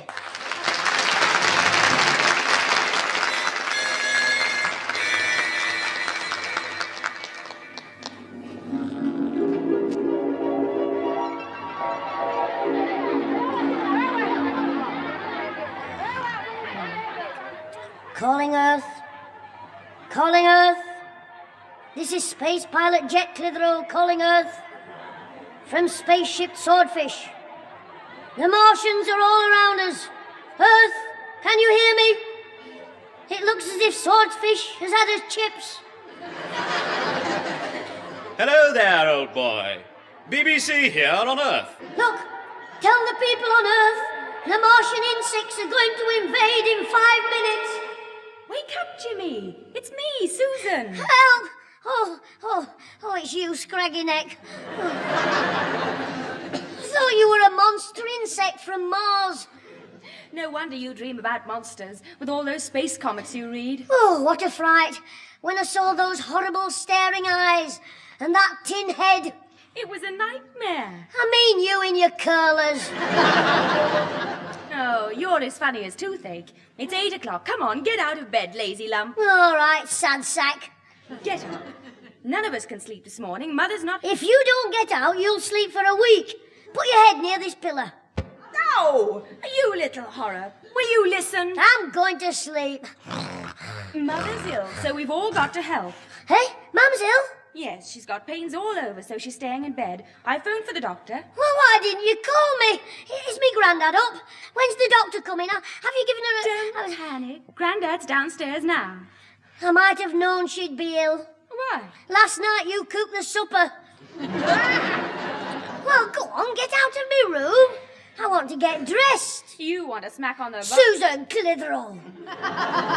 What would the choir master say? Get dressed. What would he say that for?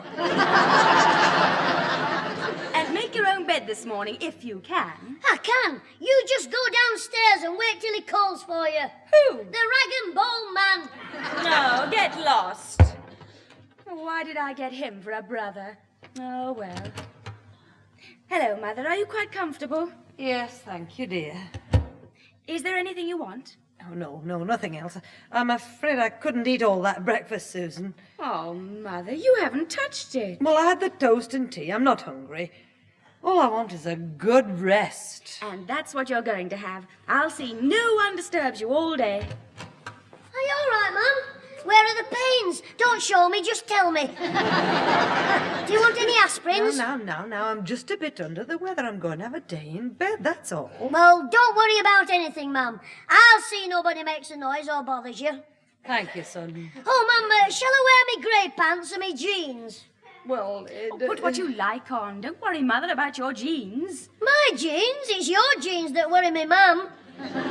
They're so tight you need a potato peeler to get them off. Now, look here. One good bend and you'll be locked up. The way you shut up. Oh, please, stop it. Oh, I'm sorry, Mother. I should think you are. Mum's ill, you know. All right, Jimmy, that's enough from you. Yes, Mum, I won't say another word. Good. The next time Susan tries to cause a row, I'll just ignore her. What a boy. I don't want any more trouble with him today. I'm sorry, Mother. I'll see it doesn't happen again. Mum, where are my clean socks? Oh, dear. They're in the drawer of your wardrobe, marked socks. Oh, that's the only place I didn't look. Now lie down, Mum, and have a good rest. Thank you. He's hopeless. I'd better go and sort him out before he thinks of something else to worry you with. Hey, Mum. Too late. Have you seen me roller skates? Mother wants to get some rest. Well, why don't you go downstairs and leave her alone then? Mum, shall I take this breakfast tray down for you? Anything you like, as long as you... Yes, please, son. Take it down. Thank you. Hey, you've left all your breakfast, Mum. I couldn't eat it, love. Well, I'll take it next door for their dog. He won't know Susan cooked it. Mother, I'll smack him. Look. Save it till I'm up on my feet and then we'll both deal with him. Oh, what's that, Susan? Jimmy, what's happened? I found one of my roller skates.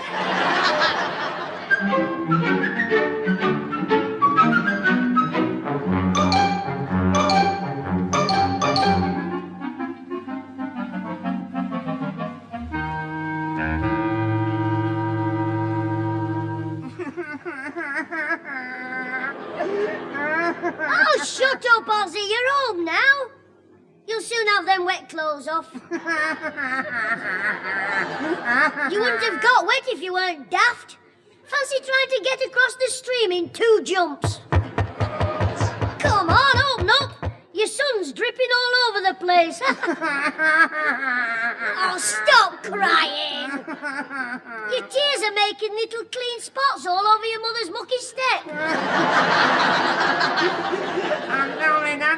Go tell your dad I'm not scared of him, the big long stick of rhubarb. He's as daft as you.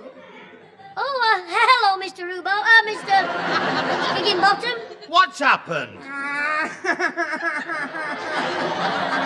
It's your Aussie, he's wet. He fell in a stream, but don't worry, he's not hurt. Not yet, he isn't.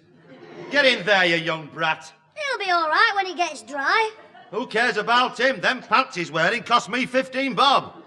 My granddad said they look like yours cut down. Shut up, you cheeky young whelp. And you, sniveller. If you don't stop crying, I'll thump you. Don't bother. I'll tell her.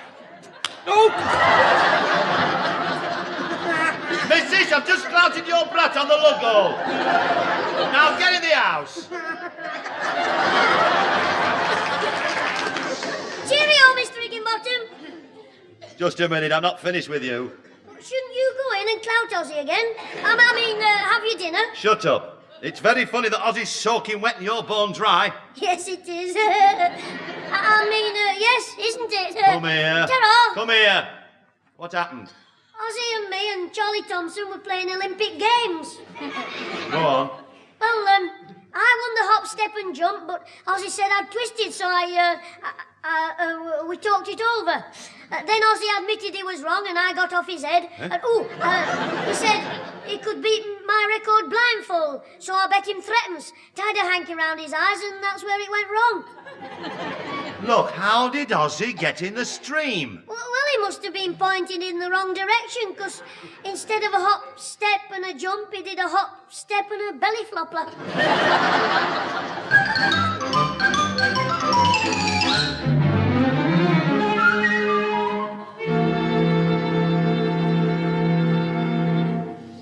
Well, that looks a lovely lunch, even though I say so myself. I'll come in there, Susan. Well, did you get everything from the chemist? Yes, eventually. Did you cope with Mother all right? Of course, and what's more, I fixed the lunch. Nice boiled ham salad. Oh, no. Aye, already in the kitchen. I slipped down to the corner shop while you were out. But I have stew cooking in the oven. Oh, I wonder what that funny smell... I mean the appetizing smell out there. Oh, well, we can have the ham for supper. Here we are. Come and get it. What? I brought you lunch, fish and chips. Oh, you haven't. Yes, I thought I'd surprise you, so I took some money off the mantelpiece. Well, that's marvellous. Oh, it's nothing, really. We're spending a week's money on one meal. For lunch today, we're having ham salad, stew, fish and chips. Oh, good. What's for afters? Jimmy, we've overdone it. Look, while Mother's ill, I'm going to run things. Oh, yes? Yes. I'll decide what the meals are to be. I'll buy the food and I'll cook it. And you'll eat it, because I won't. Now then, Jimmy. I'll eat it if you cook it, Grandad. Even if it does smell of thick twist. Oh, Susan's quite a good little cook. Well, why did you throw your fish away in the dustbin last Friday? Did you, Grandad? Yeah, I saw him, and he was holding his nose. Now, Jimmy, don't make things worse. Well, you see, my stomach was a bit off, and I didn't want you to think to be offended, so... Oh, honestly, I didn't even taste the fish. No, the smell was enough. I went outside and 2 cats were in the dustbin fighting. Well, so what? They were fighting to get out. Very well, then. If that's the way you both feel... Now, take no notice, Susan. Now, Jimmy, you apologise to Susan at once. What for? About her cooking. Oh, all right. Susan, I'm sorry you're a rotten cook. Of all the cheek. Now, you apologise properly, or you'll be across my knee. Now, come on. Oh, I'm sorry, Susan. I had jollipies. Right, now let's say no more. And we'll have Susan's stew for lunch. Yeah, and stomach powder for a sweet. See who's at the door, Jimmy? Yes, boss. And if it's somebody I don't like, I'll ask him to stay for lunch. Grandad, you'll have to do something about him. He's been nothing but trouble all morning.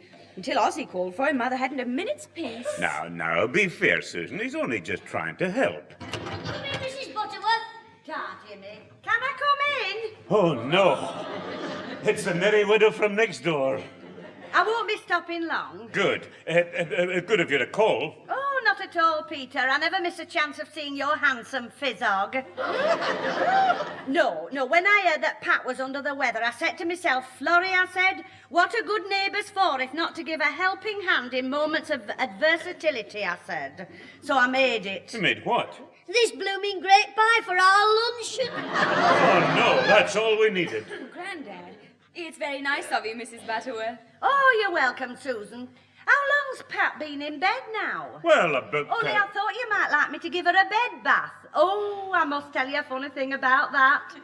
I was once giving my sister a bed bath, and unknown to me, the window cleaner had called. Well, I was just airing her clean vest in front of the fire. Well, all of a sudden... Jimmy, will you see if you can find my slippers, son? I found him. They're on your feet. No, I shouted over my shoulder. I've changed your sheets and aired your vest. Is there anything else I can do for you? And a voice from the window replied, if I promise to shut my eyes, will you fill me bucket for me?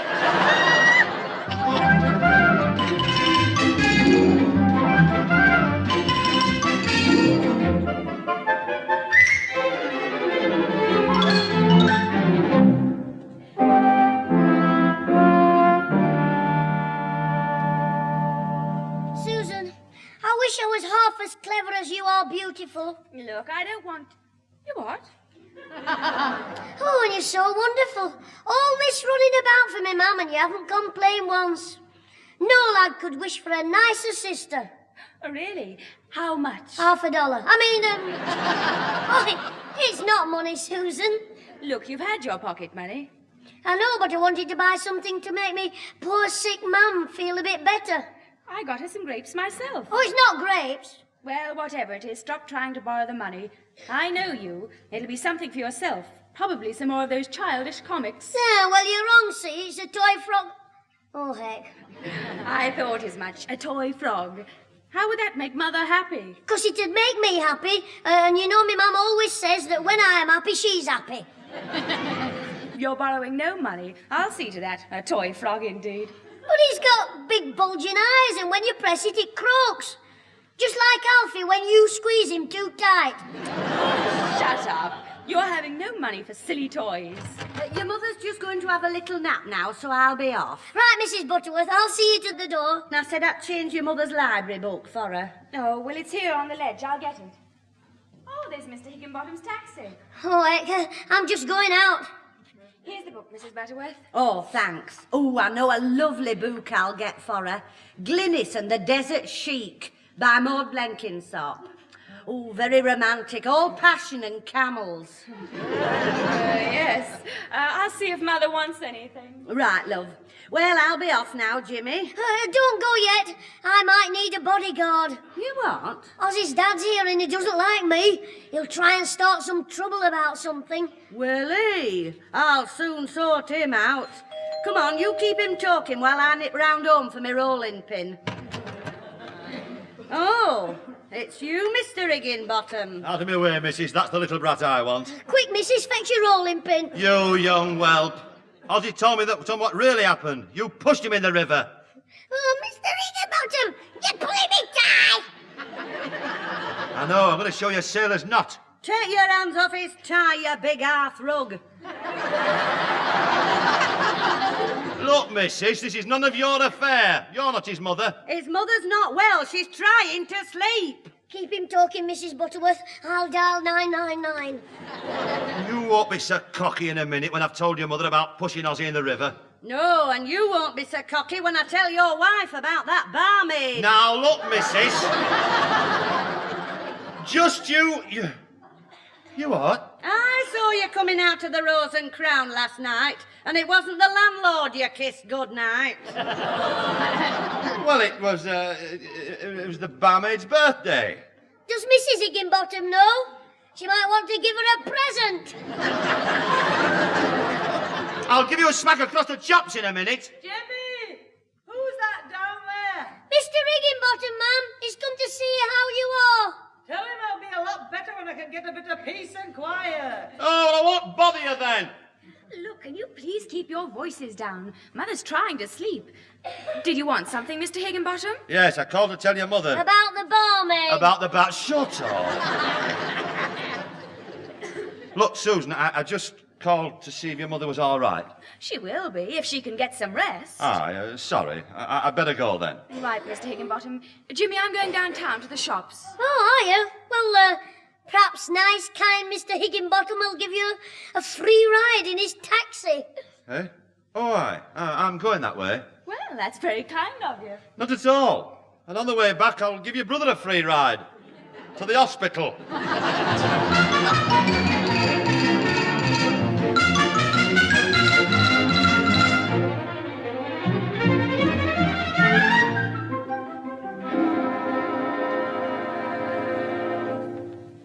Oh, heck. I'll bet Charlie Thompson sells that blooming frog to Ozzy. Jimmy, did you say Susan's gone down to the shops? Yeah, she went in the taxi with handsome Higgy, the marmaid's best friend. Who? Oh, Higginbottom. Well, she's left her handbag here, so she'll have to come back for it. Why? Well, you can't go shopping without money. You can if you're a shoplifter. Oh, don't be stupid, Jimmy. Look, when she calls back, it's there on the sideboard, and I'm going out. Well, don't forget your wallet, because you can't go boozing without money either. Well, that'll do. I'm going to tidy up the greenhouse. All right, I'll keep an eye on me, ma'am. Now, you leave your mother alone. This is the first rest she's had today, thanks to the trouble you've caused. Don't go near her unless she shouts down for something. Well, all right. That's gratitude for you. There'd have been no trouble if it wasn't for Scraggy Susan. The clot, fancy leaving her handbag with all the money in it. Hey, I bet there's a few half-crowns in there, and I only want one. I wonder if she'd miss... Oh, no, that's stealing. Still, if the handbag accidentally fell open... No, it's wrong. It's a sin, and I'd never get away with it. Too late, she's back. I'll give it to her, right in the clock. Hello, Jim. Here's your handbag, Straggy, and next time... Oh, Alfie! Yeah, it's not my handbag, mine's brown. Give me wallet in the rest. It's not my handbag. What colour's your handbag, black? Yeah, no, I haven't got one. I don't have handbag. Well, where do you keep your lipstick? In my pocket, just round my I don't use lipstick. Oh, just a bit of powder? Yes, I'll clout you. With your wallet? No, with my handbag. Oh, shut up. Oh, come in, Alfie. You're just the bloke I want to see. Yeah, well, I've come to see Susan. She's out, so before she gets back, we can have a chat about your wallet. And I don't start that again. The money in it. That you owe me. Oh, I see. What money? The half-crown you promised me. Have you forgotten? What half-crown? See, you have forgotten. You promised me it after you fell over the dustbin. I don't remember falling over any dustbin. Well, there you are. If you can forget falling over a dustbin, no wonder you forgot about my half-crown. Did you fall on your head? No, I fell on me. I didn't. Look, I never promised anything. Look, Alfie, you know me mum's sick, so I want to cheer her up a bit. Hello? Hello, Charlie. Can you hear me now? Good. Well, I was saying I'll be round to collect the toy frog in 10 minutes. Yes, I've got the half-crown off Billy Muggins. Alfie. Yes, he's here, but he can't hear me. He's in the living room. Right. Well, it's... Oh, heck, our Susan's coming back for a handbag. What? I can see her through the window. No, I know you don't. I'll have to get Alfie out of the way till Scraggy gets her handbag and goes out again. Because if she finds out, she'll make me give him the half-crown back. No, don't worry. I'll just have to keep him out of the way for 2 minutes. See you soon. Ta-ra! I'll take him up to see me mum. Alfie, come on, quick. You are? Upstairs. I forgot to tell you my mum wants to see you. Come on. I thought you said she was asleep. Well, we'll wake her up. I mean, she's woken up. Mum, you're not asleep, are you?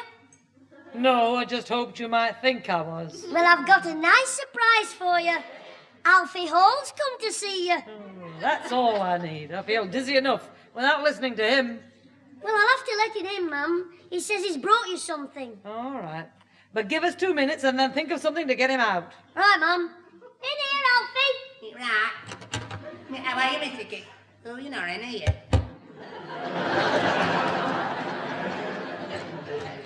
I hope you don't mind me. Oh, right, wrong room again. He'll finish up in the airing cupboard. In here, you twit. Oh, don't shout. Oh, my head. Oh, you're in here. All the doors look alike to me. How are you, Mrs. Clitheroe? Bearing up under the strain. I thought I'd come and talk to you while Susan's out. I bought you some fruit at the market, but the bus was late and I missed my dinner, so I was hungry and I'd forgotten it. The apples, but I don't like oranges, so I brought to you. Oh, I can left them at home. The oranges? No, his brains. Now, I'll fetch them around because they're good for you, oranges. Now, I don't like them, but my granddad swears by them. Here he goes again. Alfie, the self-winding clot. Shut up. We weren't expecting you today, Alfie. Yeah, I wasn't expecting myself. To come here, I mean. Well, Susan told me Mammy were in bed when she was doing the washing. So she told me to go for the fruit to the market and take the bundle to me Auntie Mary. Bundle of fruit? No, washing. You see, my mum has a spin dryer and Auntie Mary couldn't dry her own things because my Uncle Bert chopped up a clothes prop. By accident? No, Auntie Mary kept hitting him with it. Yeah, that's right. No, Jimmy, they're very good friends. It's just as well, too, seeing as how they're married. Hey, did you want to nod off, Mrs. Clitheroe? Yes, I think I'll take a clothes prop. A sleeping tablet. Yeah, all right. I bet you'll be glad to get to sleep, Mrs. Clitheroe. Oh, it's no fun being in bed on your own. I mean, with nobody to talk to. Oh, Jimmy sees I'm not left alone too long. He keeps popping in with somebody every 5 minutes. Yeah, I know when I was ill, I got fed up. I started talking to myself. You're still doing it? Well, I was glad when anybody called, and my mum used to send them up with me knitting needles. You knit? Mum, don't be nasty. I mean, does he knit with knitting needles? Oh, no. No, I broke my leg, you see, and when I got a visitor, I used to let him scratch my leg inside the plaster. She's going off, I think we better go. Eh? Oh, are you asleep, Mum? Yes. Oh, well, ta-ra, Mrs. Clitheroe. I hope you're soon better. Yeah. So do I, Alfie. So do I. I'll go first to make sure it's safe. Safe for what? Safe to go down the stairs in case you fall in our Susan's mouth. I didn't miss it till I got in the shop. Oh, heck. Back in the bedroom, Alfie. You up? Stop shoving. What is it now? Alfie just remembered something he forgot to tell you. What is it, Alfie? I don't know. The joke. The one you told me yesterday. Oh, yes, I remember it. A joke? Yeah, well, you see, Mrs. Clitheroe... It's a long one, Mum, and I've heard it, so I'll pop down and throw our Susan out of the tea leaves, and make some tea. There was an Englishman, an Irishman, and a Scotsman, all waiting for a bus.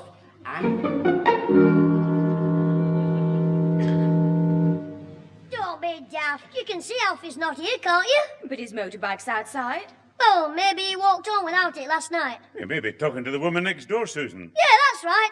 Anyway, I've got to go out. What for? To see Charlie Thompson About that frog? Grandad, you haven't lent him half a crown, have you? No, he tried me last night, but he was wasting his time. Yeah, he was sober. What? Well, I must go. Oh, I forgot the end of it. Oh, what was that? The wind blew the door shut. But what's going on? You nearly hit me on the nose. Oh, Susan, you're here. Alfie, it's Susan. Look who's just come in the house. Well, I must go. Ta-ra. Just a minute. I'm on to you. Alfie, did you lend Jimmy half a crown? Oh, you mean for his mother's Never present? mind her, Alfie. It's our secret. You young scoundrel. Grandad, he's tricked Alfie into giving him half a crown. Shut up, blabbermouth. You get enough money out of Alfie. Pictures, chocolates, presents. And all he gets is lipstick all over his clock. And I'll smack your face. You smack me and I'll crown you with a coal scuttle. Will you shut up? Yes, Susan, shut up. I'm talking to both of you. Here, go and answer that phone. What, both of us? Get out. All right, I'm going. I haven't finished with you yet. Susan, now that'll do. Yes, Big Mouth, my mum's trying to get some sleep. Hello, this is the madhouse. Oh, Mrs. Eccles, just a minute. Ma'am, Mrs. Eccles is on the phone. She wants to know how you are. Oh, Mammy, you're here. Yes, I've heard what you've been up to, you young hooligan. Pat, what are you doing out of your bed? Hang up that phone, Jimmy. I want to make a call to your Auntie Mabel in Wigan. Me Auntie Mabel? Yes. I'm going to ask her if she's got a spare room for the weekend. It's the only way I'll ever get any rest. Oh, but you can't go to Wigan, Mum. You'd catch cold on the train. I'm staying here. You're the one that's going to Wigan. Oh, heck no.